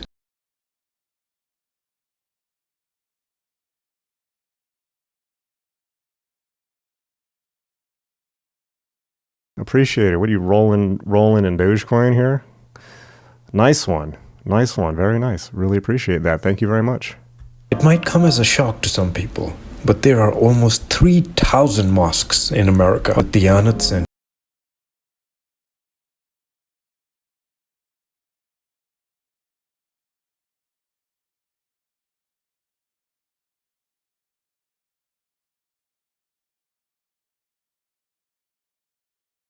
more than 1,500 people can pray here together. It is the most expensive mosque ever built in the US, with a price tag of $100 million. No, Damn.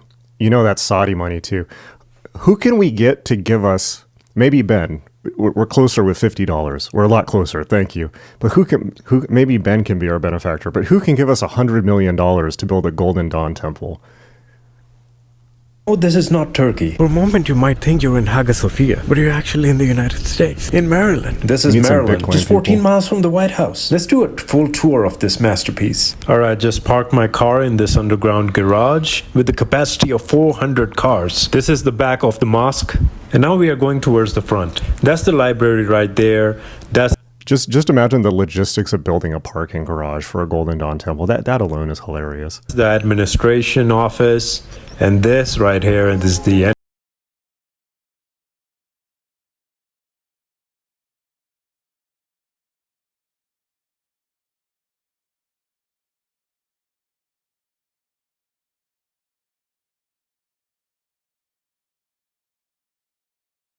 But not really. This is just for decoration. The actual place where you can do Not your really. wudu is downstairs. So many places to make wudu. You can make wudu here, or you can make wudu over there. There's bathrooms right here. Whole row of toilets. And now, finally, we are going to go inside. I can just imagine doing a meme of that guy doing the soy jack thing of pointing to the toilets and being like,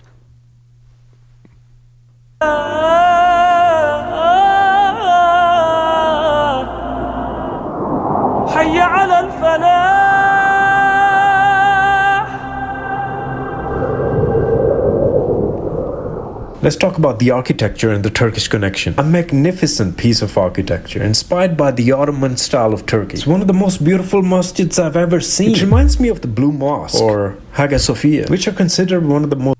Yeah, dude guy says the Byzantine Empire would like to collect on their copyright claims. Damn right.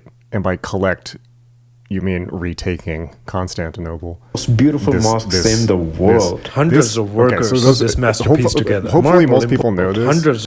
But let me back up. This mosque, the Hagia Sophia, this was originally the biggest Christian church in the world. It was the center of the Greek Orthodox Church, or the Orthodox Church in general. And when Islam invaded Turkey and destroyed Constantinople, which was the center of Christendom and Christian culture, they replaced it with this mosque. Now, ironically, what happened as part of that is the Renaissance, because all of the priests that fled the sack of Constantinople, which is now Istanbul, all of the priests which fled the sack of Constantinople brought with them Plato and Socrates and Aristotle and all the stuff that they still had scrolls written down of ancient world wisdom that the West did not have access to, and regaining the knowledge of ancient Greece, and combining it with what we knew already is what produced the Renaissance. So that was a nice knock-on effect, but we want it back. Hagia Sophia, which are considered one of the most beautiful mosques in the world. Hundreds of workers put this masterpiece together. Marble imported all the way from Turkey. Now that you've seen praying area for men, we're going to go upstairs and see the area where the sisters pray.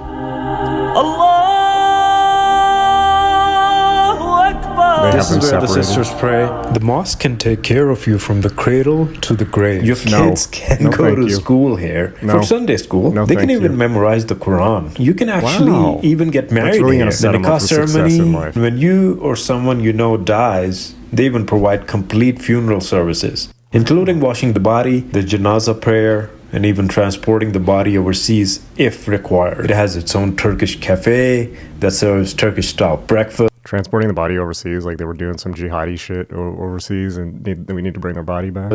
Doner kebabs, Adana kebabs, P-days, lahmacun, Turkish bagels, whatever that. Ah, great. Thank you very much. 666 super chat. Left pillar of severity. Are there truly two trees? Greed, lust, and power. What about aims of apotheosis? Self-accountability, self-actualization. Thank you. Unfortunately, I don't understand all of that. That's a bunch of stuff thrown together. The left pillar is of severity. There are two trees. It's not related to the pillar. I don't know where greed, lust, and power comes from. Apotheosis is a concept of both the right and the left. It's more of a left-hand path concept, I suppose. Self-actualization is across all paths. Thank you for the super chat. We got 3 more. Or actually, we'll count Ben's, which is like the $50 one. Much appreciated. I guess it separated that. So we just need 2 more. We'll do that. Great place for a rave. Yeah, that would set them free, as they say. So if you want to go down this rabbit hole, check out Rich Muslims America, probably. Okay, yeah, check this out. So this is in Texas. This is Plano, Texas. This is an entire city. We need a... It's okay. Polemic city, I think. Oh, mashallah, brother. Oh, brother, wow. You are good. Everybody is Muslim here. Names have been chosen on Muslim scientists of the golden era of Islam. So this is the masjid, mashallah, they have the salam. What scientists? What golden era? Masjid here. Mashallah, pura Musliman area. Private park. Alright, I can't play here. Mashallah written on all of them. Allah Muhammad. Oh my god, this one is a real beauty. This is Muslims, right? Medina villas, I knew it. They're Muslim. The masjid is right next door. You just walk to the masjid, mashallah. That's how easy it is here. Subhanallah, in America, in the United States. Welcome to Irving, Texas. And we are entering a very interesting community. A community made up of Muslims. A community where the street names are all Muslims. This is the Valencia State's Mahmoud Egal Drive. Check this out, ladies and gentlemen. Oh. So the reason that I'm showing you this is not to rag on Islam. You know, that should be assumed. Just kidding. The reason that I'm showing you this is to show you how wealthy and powerful Muslims in America are. Incredibly so. They get all this overseas money. They're in Texas doing oil deals, the Saudis in particular. And just to show you, this could be the future.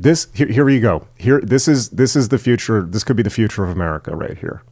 I'm dead serious. This could almost overnight become the future of America and of England, but the houses will be worse. It's like council flats. Only in Dallas, The British are the true menace, of course. Texas, where you will see these homes where not even the people inside are Muslim, but actually the name of the streets are Muslim. Amal Saleh Drive, Subhanallah. Check out these homes. We are looking at these homes here in Irving, Texas. There's another brother. Assalamu alaikum, brother. MashaAllah, MashaAllah. This is ideal life for Muslims, where you can say salam to everybody. Subhanallah. Amal Saleh Drive and Salma Jamil Court. I've never seen a place like this before. So, in America. So imagine like an entire magic subdivision where it's like, you can say, do what thou wilt shall be the whole of the law to anyone here. It might actually be awful. I don't know. America, usually you have, Christian names, white names, Western names of streets, Jackson Street, Edward Street, John Street. This is the playground for your Muslim kids. They can play here. Now check this out. Not permitted in playground area. Oh, I gotta see this. Oh, you can tell this is a Muslim area. Then you have residents only. Okay, area closes at dusk. There you go. Here's all the things you can't have in Islam. Alcohol, glass, loud music, marijuana. I like all those things. A. Bannister, thank you. Can confirm that making life simpler and cutting out a ton of unnecessary crap makes living a magical life a whole lot easier. Loving your work, Jason. Greatly appreciate it. Greatly appreciate it. Yeah, Lucas says, what an ugly place. Well, to be fair, this is pretty much what all suburbs look like in lots of places in America, also Texas. So, did we just get our 5th? I think it's not counting it, but I think we just got our 10th. I think we just got our 10th super chat. Thank you, everyone. So the secret chief will be appearing very soon, the real one. All right, thank you very much. More super chats, of course, always welcomed. Okay, so yeah, this is what a lot of America looks like. But just imagine this could easily become America, and it's not like they're not living well. It's just that it's overmapping everything around it. Because one thing you need to understand about Islam as well that is different from all other religions is that the religion is exercised through the legal system. Meaning it's not just a religious code, it's also a civil code. And wherever Islam goes, let me make this extra clear for you. This is another response to that email as well. Why am I talking about this? So Islam is not just a religion, but also a code of jurisprudence, meaning Sharia, okay? And throughout history, when Islam has taken states and owned states and turned them into Islamic states, the rule has been this. Everyone, you have to convert to Islam to be part of the society. If you don't convert, and you wish to, if you're a person of the book, meaning only a Christian or a Jew, and this hasn't always been true, but it generally has been true, if you're a person of the book, a Christian or a Jew, you are still considered to be at least somewhat connected to Allah, I suppose. And so you're allowed to live as what's called a dhimmi, D-H-I-M-M-I. A dhimmi, or somebody who is in a state of dhimmitude, is essentially a taxation slave. They are allowed to practice their religion quietly, and they are allowed some participation in the society, but they're taxed out. You're taxed for almost all of your money. So you're essentially an indentured servant to the state, but you're allowed to live. Thank you, dude guy. What's up? I'm getting some serious super chats in here. Really appreciate it. So again, that's for Christians and Muslims. Christians and, so you got Muslims can be full part of the society.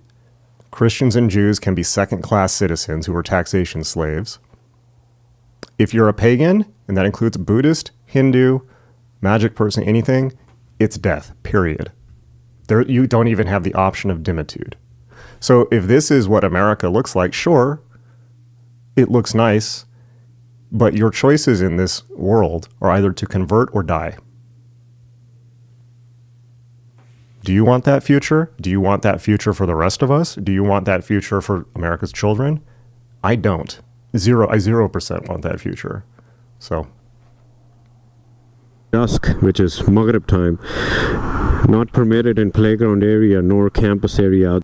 Jesse, it is vastly different from Christianity. It is vastly more violent. And Christianity's violence is by and large in the past, and much of its violence was in response to Islam, i.e. the Crusades, were a response to Islamic incursions into Europe. So it's a false comparison. Outside, alcohol, glass, loud music, marijuana. MashaAllah, this is definitely Muslim. This is definitely Muslim. No alcohol, no marijuana. You can tell that Islam is being practiced here. I mean, secondly, the fact that this is a kid's playground as well, so you shouldn't be doing that anyway. Man, this is what I love about Texas, right? You can tell that Muslims here live on another level when they make a community full of Muslim names. Check this out. We have Hafila Drive, Salma Jamil and Hafila. Oh, mashallah. Hey, lots of super chats. Thank you. Thank you very much, MF Damien. Yes, Doggo's coming soon to save us from this mess. Yeah. Your brother here. Assalamu alaikum, brother. How are you? Oh, wow, mashallah, we have Somali brothers and sisters living here on Hafila Drive. I can ask them if they know anything about the history. Assalamu alaikum, brother. How are you? I love it to be in the video. Oh, thank you, brother. All right. We kind of get the idea here. This guy's from Somalia. Dudes Sisters. love bicycles, no matter what. Dudes love motorcycles, yeah. no matter what culture they're from. Yeah. Interesting thing about size. They show them. Alright, I can't. There's another city, I'll hammer though. One because being a pioneer headed for the Twin in medicine. That's about. Oh, Allah. Subhanallah. Okay, Why check so this many out. Muslims prefer to live in this area. Look at that. One of the most beautiful masajid in Texas, one of the oldest as well. We have ICI, Islamic Center of Irving.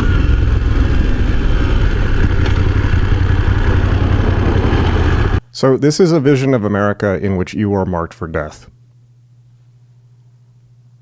How much more clear do I need to be about that? This is a vastly growing aspect of America, and it's a vision of the future of America in which you, and everyone you know most likely, is marked for death. Grace is complaining that I should be talking about the left-hand path. You must have come in late because we were talking about it for like an hour and a half. This is the big deal. So we've made it to ICI, mashallah, a huge masjid, and they're expanding. Look at all this. They're expanding the masjid. Subhanallah. Look at this beautiful masjid. Allahu Akbar. La ilaha illallah. Subhanallah. It just keeps going and going and going. Subhanallah. Interesting question. So Dude Guy says we want to prevent restrictions on day-to-day life, then Islam is a culprit. Yeah, it is inherently anti-freedom. And let's do this, okay? Most of you have probably seen Liber Oz. But let's put that up real quick. So, Liber Oz is the succinct declaration of the rights of man in Thelema. And it is probably the best document summarizing human freedom ever written, even more so than the U.S. Constitution, which I think that it is very much in line with. I'm finding an image of this to put up.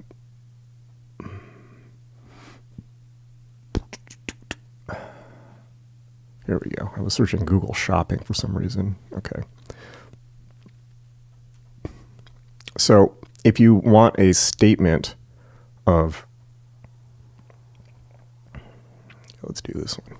If you want an ethical statement that is actually correct for the 21st century, try this one. I'm going to put it up.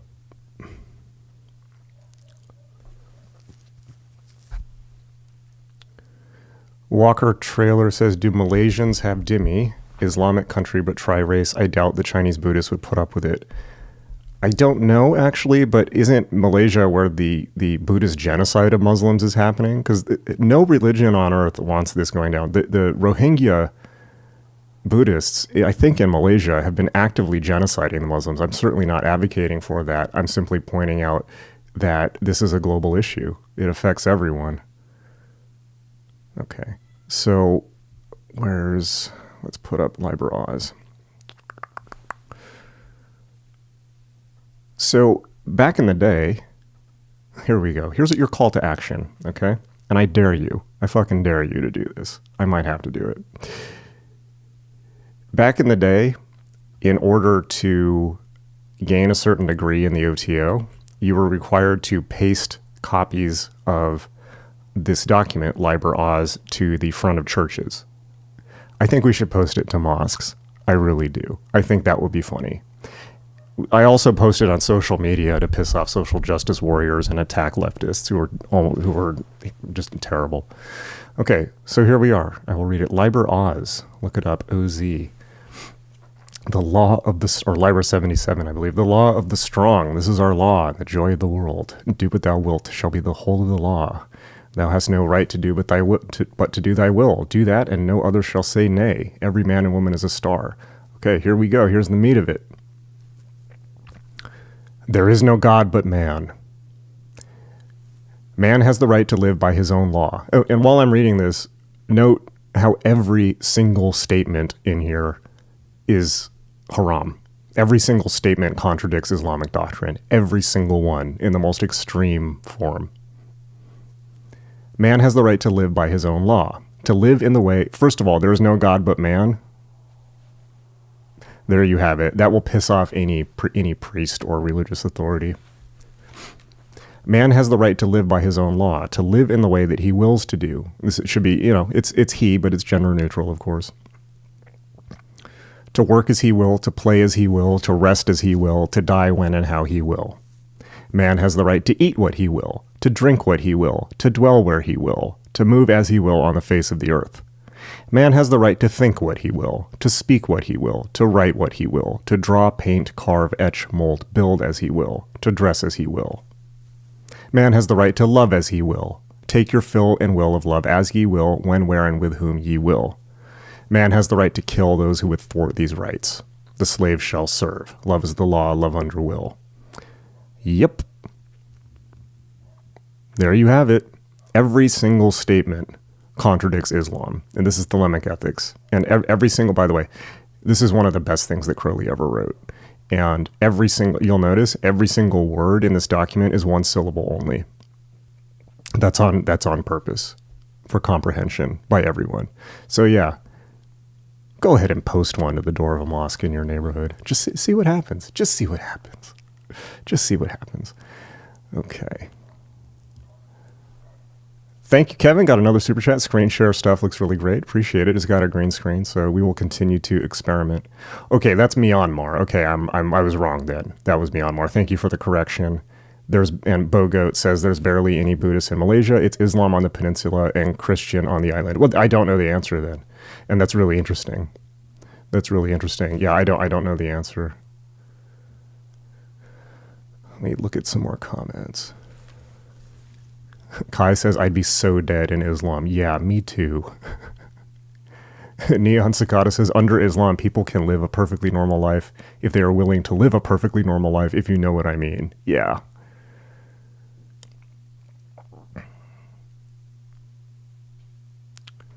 Yeah, dude guy says the criticism of Islam should be focused on the present, like most things, without comparison to other religions. Yeah, I agree, because the whole thing of like, but what about my Christianity? What about my crusades? Is a standard tactic that people will use to shut down this conversation because they're scared. And this tends to be the combative style of particularly leftists, where they just simply deflect it into it's our fault, but it's not. Even the Crusades were in response to Islamic incursion. But I think that as a general principle, yeah, just focusing on what's happening here and now is good policy. Because at the end of the day, too, history is written not just by the victors, but by anyone. So you can find a history book that will support your claims I'm sure there are tons of Islamic history books which contradict stuff in our history. So it's about here and now. And it's also not about comparing things. It's like, just forget about religion for a second. Think of this as a gang. Think of this as a gang that wants everybody to be in the gang or die. Street, just keep it street level. Keep it street level. And it'll all make sense. These people have announced they want to kill us. Do you want to let them kill you? I sure don't. Joe Kennedy says, excellent work, shining light on the disease that is Islam and its reality. Thank you. It would be interesting to have a dedicated, yeah, I'm live streaming right now. I want to make more condensed YouTube videos soon, but I'm still learning the ropes here. The super chat's coming in like crazy. Really appreciate it. So Lucas says, if you want to slow the Islamization, you have to slow immigration. That means going right wing. Well, it means going more to the right, certainly. It means going more to the right than the current Democratic Party. But the current Democratic Party's policy under Biden was simply let them all come in, open borders. Brad McGrath, what inspired the Muslim theme stream? Well, you'll have to watch the beginning of the video because it was somewhat extensive. Alex, we were just watching a video of a walkthrough of a gated super community in Texas. Yeah, oh, interesting. Yeah, and dude guy says some good comments here. You don't have to go right wing and throw away your enlightened leftist values. You can decide to become a single issue voter or just become a populist. Yeah, but at the end of the day, I mean, like somebody commented earlier in the chat, left, right, Democrat, Republican. It's culture war. It's so tiresome. I'm sure it's tiresome in Europe. It's utterly tiresome in America. They just keep repeating the same talking points over and over and over again. And I'm not saying it's not a real conflict, because it is. It's a conflict over what our shared values are, and that really, really, really, really matters. But we do have a common enemy here. Islam will kill us left or right, and all you need to do to see proof of that, is look at the revolution in Iran, where the Iranian government was overthrown by Marxists, leftists, and then the Islamists, the Ayatollah, came in and murdered all of them because they're the biggest. Revolutionaries are the biggest liability. If you overthrow a system using revolutionaries, you have to kill the revolutionaries first. Once they've done their dirty work, they're useful idiots. Because the revolutionaries that overthrew that government, if you don't give them cush posts in the new government and let them run things, they'll overthrow your government too. So they're just pawns. The left. And it's the same thing that's happening in the U.S. now, particularly with leftist students who are being influenced by Iranian and Qatari influence operations. They don't give a fuck about them.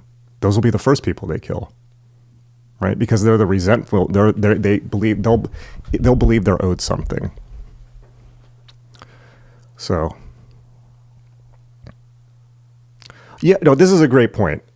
You're making great points, dude. Thank you. Dude guy, a true left-winger would disavow Islam as it places restrictions on people. It is the most conservative ideology. Thank you. That is so well put. That is so clear. And why would leftists make common causes with the most authoritarian, misogynistic, pro-slavery, hateful organization, memeplex, whatever you want to call it, on the planet?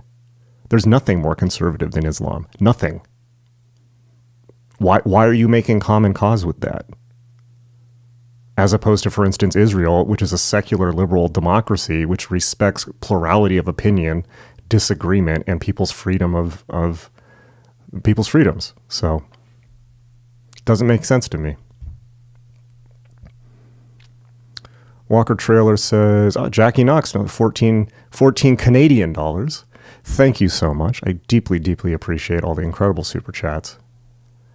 Walker Trailer, Chinese, Indian, Malays all have about 1/3 the race demographic. I'm wondering if Sharia there requires the non-Malay to pay dhimmi. I don't know. It's definitely an interesting question. Bogoat says, I've been to Malaysia. It's hard to find alcohol there. Yeah, I bet.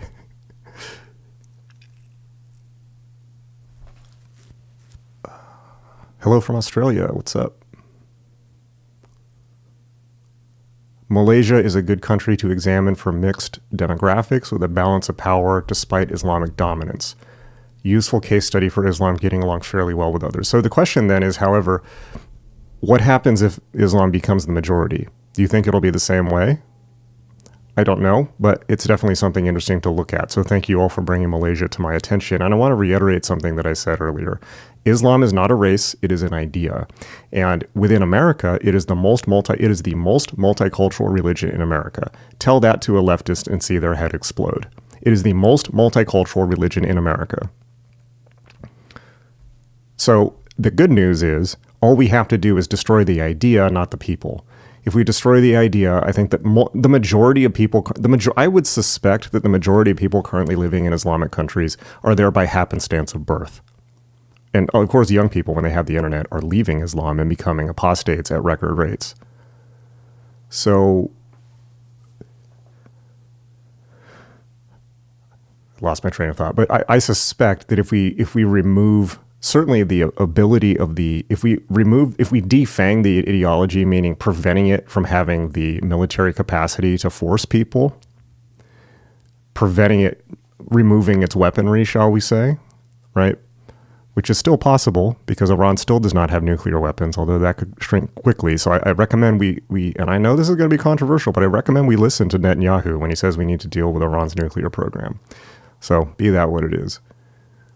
But if we get rid of the idea, I suspect most of the people will simply go back to being standard humans. And standard humans are pagan. And pagan means walking your dog, going to the park, watching TV, drinking beer, having a good time, focusing on having a good time in life instead of insane theocratic regimes.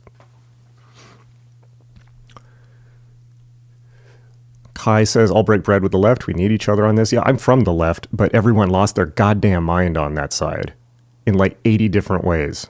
And you know I'm right. And it's not that I would break bread with them. I am them. I just don't agree with it. I am them in the 90s. I am them in the 80s. Then they lost their fucking minds. I'm even them in the early 2000s. But I don't know what happened. COINTELPRO, I don't know. So it's just not, they've adopted completely nonsensical, insane positions that only hurt America. Now, why that is a topic beyond this video and is probably beyond my pay grade. But the basic principle where we all need to be, this is something we can and should all unite around, or we're all dead. Left, right, doesn't matter. And the left, by the way, should be particularly concerned about Islam. For Gravitica says, I've been saying that to my fellow LGBTQ people for years. Yeah, if you're LGBTQ, two-spirit plus, they'll kill you. And for example, Dearborn, Michigan democratically elected an Islamic city council. And what was the first thing they did? They banned the pride flag, which is somewhat funny because it's not funny at all, but they're right next to Hamtramck, which is one of the most gay-friendly parts of Michigan. So that kind of says it all, doesn't it? You know, they're not your friend. And yeah, we don't want to get into Queers for Palestine and all that. It's just very silly. Lucas says, here in Italy, immigrationism is still the politically correct way. Whatever stance against immigration is accused of racism. Yeah, it's like that all throughout Europe. And by the way, one of the major reasons for that is, and I'm not saying I'm a total expert on this, but you have to understand that sometime around the early 2010s, the powers that be, like all these NGOs and things like that, figured out that the birth rate in the West is declining so fast that the only way to maintain GDP is mass immigration, because also the, shall we say, native inhabitants of those countries are not only, and the same thing happened in Japan, by the way. It's many different places in the world, the developed world. Not only are people not having children, but they see most jobs as beneath them. They're not going to go pick strawberries in the field, right? That's a moral failing, I think. But they realize our countries are going to fall apart if we don't import a labor force. And they may be right in that. But the result is what we're seeing right now, because they decided to import mass immigrants from Syria after Hillary Clinton destroyed it. And Obama and Bush and Obama destroyed Iraq, Syria, Yemen, and ISIS arose out of that. And most of the people fleeing Syria were fleeing ISIS. So, but we don't know who came in. So this is, of course, a very big topic, but it's a topic that it's on pretty much everyone's mind, left or right. And I think even the left at this point has to is probably taking a few step backs and saying, wait a minute. Because what you're doing is you're importing the worst theocracy in the world. You're importing the most authoritarian system on earth. It makes Nazism look like, I don't know, Ayn Rand or something like that. So, yeah. And so one of the reasons I talk about this is I'm American. I live in Texas. Even though we have this, we still have freedom of speech. So I feel that, and we must keep it. And freedom of speech is, of course, backed up by the Second Amendment. And we to have freedom of speech, we have to use it. It's use it or lose it. And certainly the movement from anyone, left or right, but it's primarily from the left now, to curtail free speech must be met with what Liber Oz says. It's not on. Because if you don't have free speech, you don't have a civilization, and you have this instead. So I feel that and I would suggest this to all other Americans on the stream. We are not in a situation like many places in Europe or England are, where if I was in England or Europe, I could probably be arrested and thrown in jail for making this video. But I won't in America because we still have the Constitution, thank God. And thank the Freemasons. So I feel that I have a bit of a responsibility to talk. And frankly, if you're American, you do too. You do too. And the more of us talk about it, the safer we all are.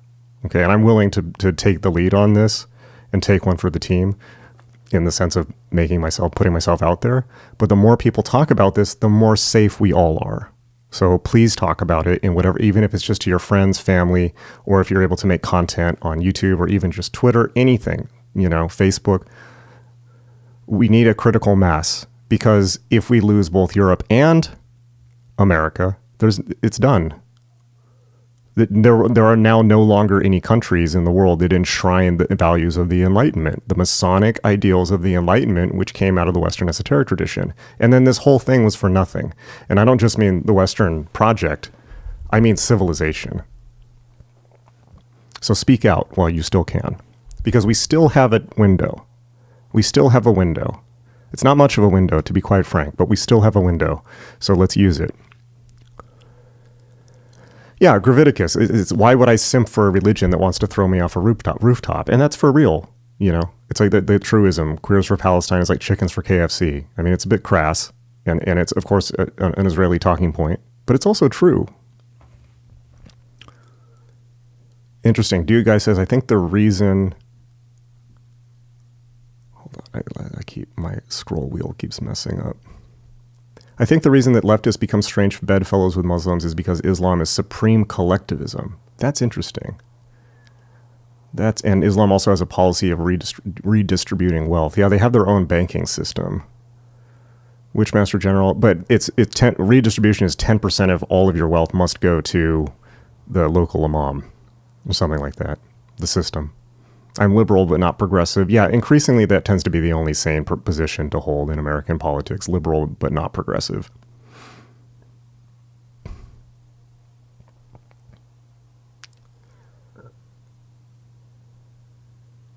So Lucas says, I think this vision of Islam is oversimplified. There's truth in it, but one should trace back the radicalism which is so pernicious where it originated. It was a minority position in Islam. Disagree. Where did it originate? In the Quran. Read the Quran. It's all there. Where did it originate? Muhammad. This is a no true Scotsman argument. It's one that people love to make because it makes them more comfortable. And it's one that, unfortunately, our leaders have been making, from George W. Bush to, even worse, Obama, saying it's not Islam, it's radical Islam, it's extremist Islamism, bin Ladenism, whatever name they come up with for it. But explain to me why a good jihadi is simply following the rules in the Quran or the hadiths, or the doctrine of the traveler, something like that. Islam has I forget the name of the doctrine. I'm going to have hopefully a counterterrorism expert on to talk about this, but Islam has a doctrine of supersession or something like that, where verses from the Quran can be superseded by verses in the hadiths, or the reliance of the traveler is what it's called, which is the civic manual. I'm probably getting some details wrong. Meaning, and Muslims are also permitted to exercise taqiyya, which means lying in the defense of Islam. And so many of the positions that they tell the public are deceptions. And that's a matter of public record. The doctrine itself calls for the Islamization of the world and the beheading of infidels. Muhammad himself was a warlord. Muhammad himself took a 6-year-old bride and consummated the marriage at 9. So it's not radical Islam. It's not extremist Islam. It's not Islamism. It's not bin Ladenism. It's not a small faction. It's Islam. And as the great cartoonist Bosch Foston says, a good Muslim by our standards is a bad Muslim by the Islamic world standards. And if there's a Muslim here that is peaceful, they are a better Muslim than Muhammad, or they're a better human than Muhammad. Because Muhammad himself was not peaceful in the slightest. He was a warlord. Kai says, my husband and I refuse to go through Dearborn. Probably smart. Probably smart. Are you a gay couple? I'm wondering, like, and have you been there? Like, have you seen them react to you? I'm actually really curious about that. Graviticus, I think the gays and the occultists are going to be the ones to spearhead this fight like most others. Yeah.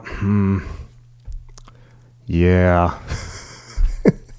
Here we go again. Dude guy, I'm basically just a leftiest populist. I recognize that you got to have a super prosperous society to fulfill the left-wing Star Trek-esque vision. Yeah, in my opinion, Star Trek The Next Generation is the future we want to go to.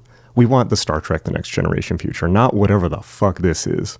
This is like beyond Mad Max. Our future is looking a lot more like The Expanse than Star Trek. What is The Expanse? As much as I absolutely love The Expanse, I prefer Star Trek. Birth rate decline is a very interesting topic. I don't know The Expanse. I'm probably missing a very reference I should know. Dude guy, have you read the books? The latter few may change your mind. Yeah, it's all there. Just go read the Quran, okay? It's like, if you want to know what I ask you, if you haven't read the Quran, just read the Quran. It's all in there. It's all in there. It's not even that big of a book. Star Trek Future FTW, absolutely. Absolutely. Expanse books. I just wish Americans understood that freedom of speech does not mean you're free to be dumb with your speech. Yeah, you are. You're absolutely fucking free to be dumb with your speech. That's called freedom of speech. And it's for that reason that, and just because you don't agree with it doesn't mean people don't get to use it. And case in point, the ACLU, which is a primarily Jewish organization, used to defend the rights of neo-Nazis to exercise free speech in the 80s. They've completely, because the thing about free speech, Alex Jones is an example. The test case for free speech is never someone you agree with. The test case for free speech is always somebody who's like one of the most vile people ever. So like Andrew Anglin, the Daily Stormer, that's a test case for free speech, right? Because the principle that people used to understand is if we ban that guy because we don't like him, now anyone can be banned. When Alex Jones was banned, I don't listen to Alex Jones. I don't agree with Alex Jones. But when they came down on Alex Jones, they kicked him off every single platform all at once and ended his bank account in one day. And now they've sued him for what, like $1 billion, something like $1 trillion, something like that. So even though we have the First Amendment, there are ways around it for powerful enough organizations like Lawfare or simply being deplatformed. And this is antithetical to America. It's not how things are done here. You don't need to agree with or listen to Alex Jones.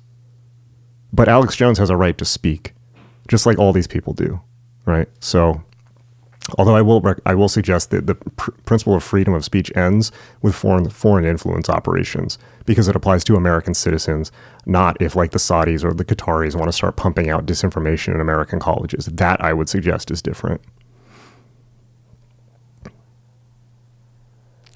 Temple says, yeah, for instance, praying 5 times a day is not in the Quran or hadiths. It's in other works. But even the Quran itself is insane. Yeah, CB says the Imams made this is well put. The Imams made an already crazy book by a warlord even crazier. Yeah, because like, how do you one-up people in Islam? Witchmaster says, I don't want a Star Trek future, mostly due to the Borg. Okay, that's the Borg right there. This is the Borg. This is the Borg. Yeah, CB, some of the cooler versions like Sufism and the version in Syria and Lebanon. Hold on. Are really more of ancient traditions, mysteries that had to integrate or die. So the cool ideas were generally from before. That's interesting. That's probably true. I know it's true in the case of the Sufis, or a lot of Sufism is actually from India, from Hindus, and it comes out of the period of the Mughal invasions where there was Islamic and Hindu interchange. There still is, of course, but mostly negative. But I think that's probably true. Kai says, and also the other thing is mainstream Islam hates all those groups and wants to kill them. And ISIS murdered the Sufis. ISIS murdered Yazidis. They murdered murdered non-ISIS groups in Iraq and Syria. So it's kind of a non-starter. Yeah, Kai says, we're gay, both libertarians, very anti-authoritarian. That's an awesome combo. That's an awesome combo. We used to live out near Metro Detroit, but moved to Livingston to avoid the problems we see on the horizon. Damn.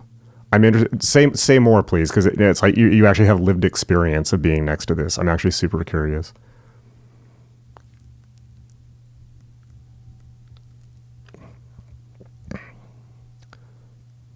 Alex Jones is effing hilarious if you come at him from the comedic angle. Yeah, it's just like... Neon Sakata says that's not dumb. Dumb is taking someone else's liberties away using your own. Well, you can't take somebody's liberties away with freedom of speech. And the First and Second Amendment are set up as bulwarks against that very thing. So, but yes, that taking away somebody else's liberties using your own absolutely is an abuse of freedom. I agree with you. I don't see how that would be done with the First Amendment, because to take away somebody's freedom would have to be enforced, not just saying stuff. Lucas says, goodbye, everyone. I have to go. Thank you for the thought-provoking interaction. Have a good week. Have a great week. Thank you for being here. There's a great interview of a man who follows the old religion in Syria, Lebanon on the Whole Rabbit podcast. Wow, that's super interesting. John says, I wish the add-up course was later, still digesting the first part, which I love. Thank you. Well, you can always sign up and go at your own pace, because it's going to be much like the first one. So, and then you get to participate in the calls and all of that. Ben says, maybe we should stop engaging in an unwinnable fight. No, this fight is not unwinnable. It's only unwinnable if we don't fight.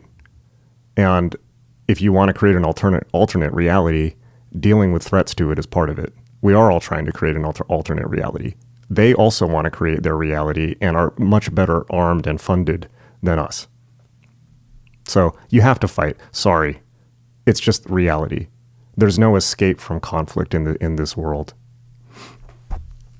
Wow, dude guy says Sufis are a Hindu Zoroastrian combo within Islam. Love them. That's interesting. Yeah, you're not going to woo your way out of this one. Sorry. Can Charlie be with us? Yes. Okay, so I'm gonna answer the questions. And by the way, Ben, I wish it was that simple, but unfortunately, there's a time to fight. The Tree of Life. Oh boy, what a treat. Another opinion on Satan and duality. What? All right, I'm gonna go get the secret chief of the order, and I will be right back.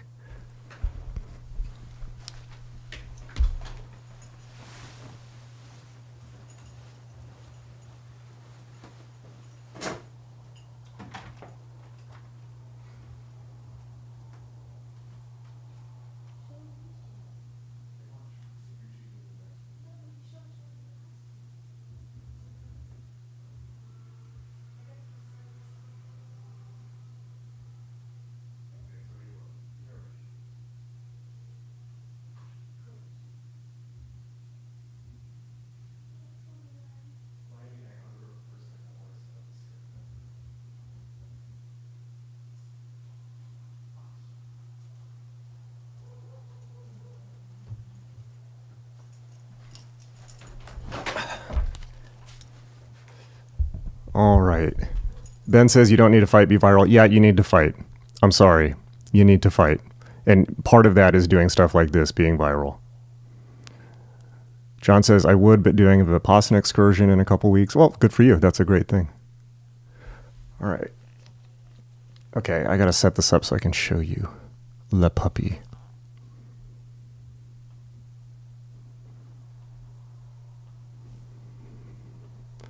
I'll take the green screen off. There we go.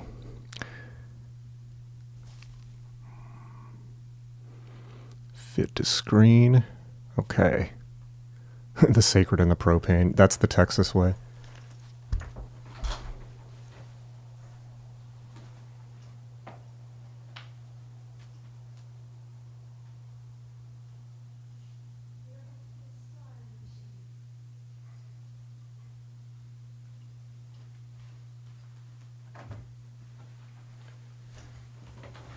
All right.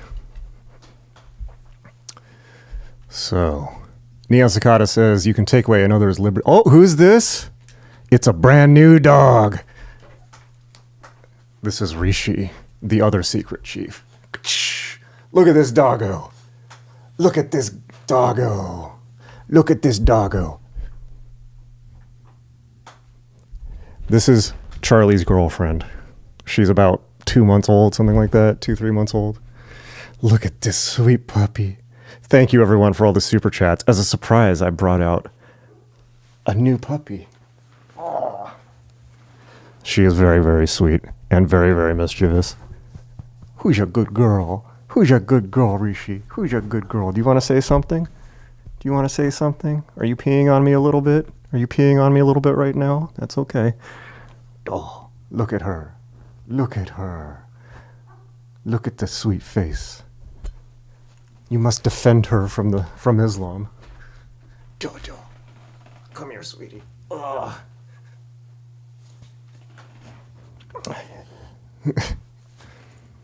There she is, Rishi, the female Sheba, Charlie's girlfriend. Oh, look at this sweet puppy. Are you one of the secret chiefs with Charlie? Are you in Charlie's secret chiefs? Are the secret chiefs you, Charlie, and Terrell? You might. Yes, it's smaller. Thank you, Kevin. All right. Oh, but okay. Whoa. Okay. Whoa. Hopefully you saw her jump off my back. She scratched up the back of my neck. That's okay. I love her.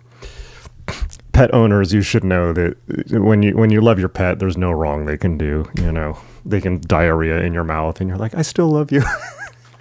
Oh, here's the other secret chief.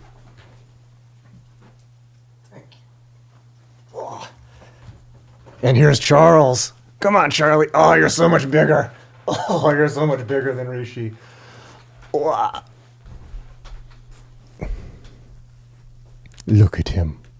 Look at him. Look at him. Look at him. The secret chief.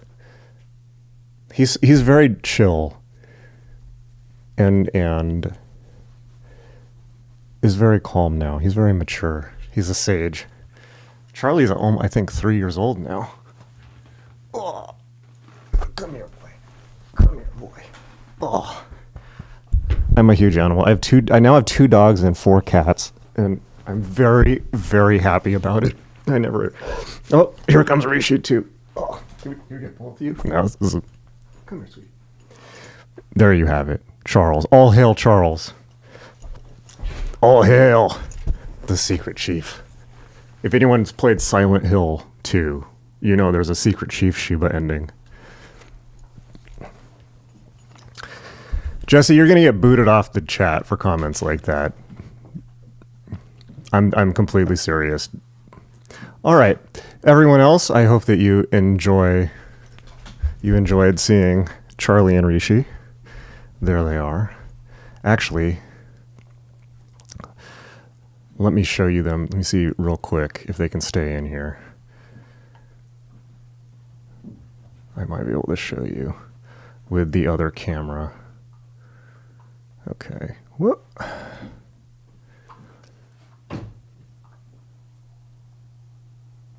All right, check it out. There they are. There they are. Oh, there they go. Okay, they didn't want to be on camera. Very funny. All right, well, let's see, any last comments?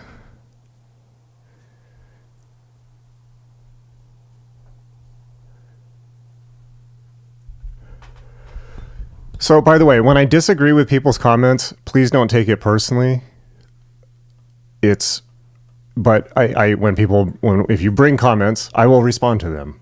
And if I disagree with them, I will let you know. But please don't take it personally. So Neon Cicada says, and by the way, thank you for bringing comments because it allows me to clarify my own positions, and I appreciate it. Neon Cicada says, you can take away another's liberties using your own freedom of speech by things like verbally abusing them, especially if they're vulnerable. Words can be wielded as weapons. So I disagree with this completely. This is a leftist idea. Words are not violence. Words are not violence. They're not. And the way to counteract bad ideas and bad words is with more ideas and more better words. And sticks and stones will break your bones, and words cannot hurt you. And we need to return to that understanding. And because we're losing the ability to disagree, to debate, all of this stuff. So I disagree with that.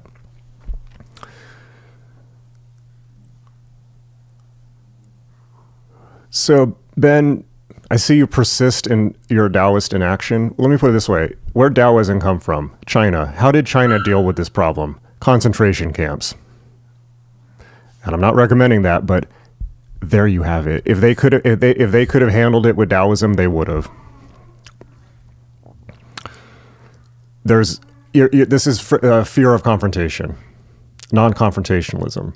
And a lot of spirituality is very notorious for sacralizing non-confrontational positions.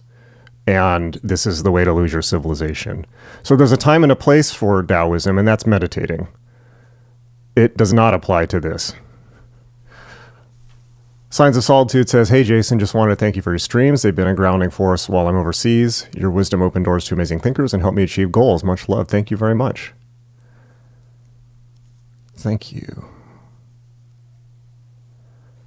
All right. All right. Can we see the cats next? Yes. That will be... Temple says calling words violence gives the vibe of I've never experienced real violence. Yeah.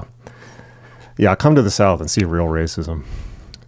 So Strunk Zinkzin says, can we see the cats next time or someday, please? Yes, that will perhaps be another super chat. All right, everyone. This has been a great chat. Thank you for coming. We're gonna end for now. Thank you again very, very much to everyone who sent super chats and to everyone who participated. And there were some big super chats. There were some, thank you, particularly Ben, but also the $20, $10 ones. Those are great. Thank you. And we will continue. We're doing these every Sunday, and then I live stream during the week. And so also, if you have ideas for live streams, things like that, let me know. And I will talk to you all later. Take care. Lots of love, and don't get jihaded. All right.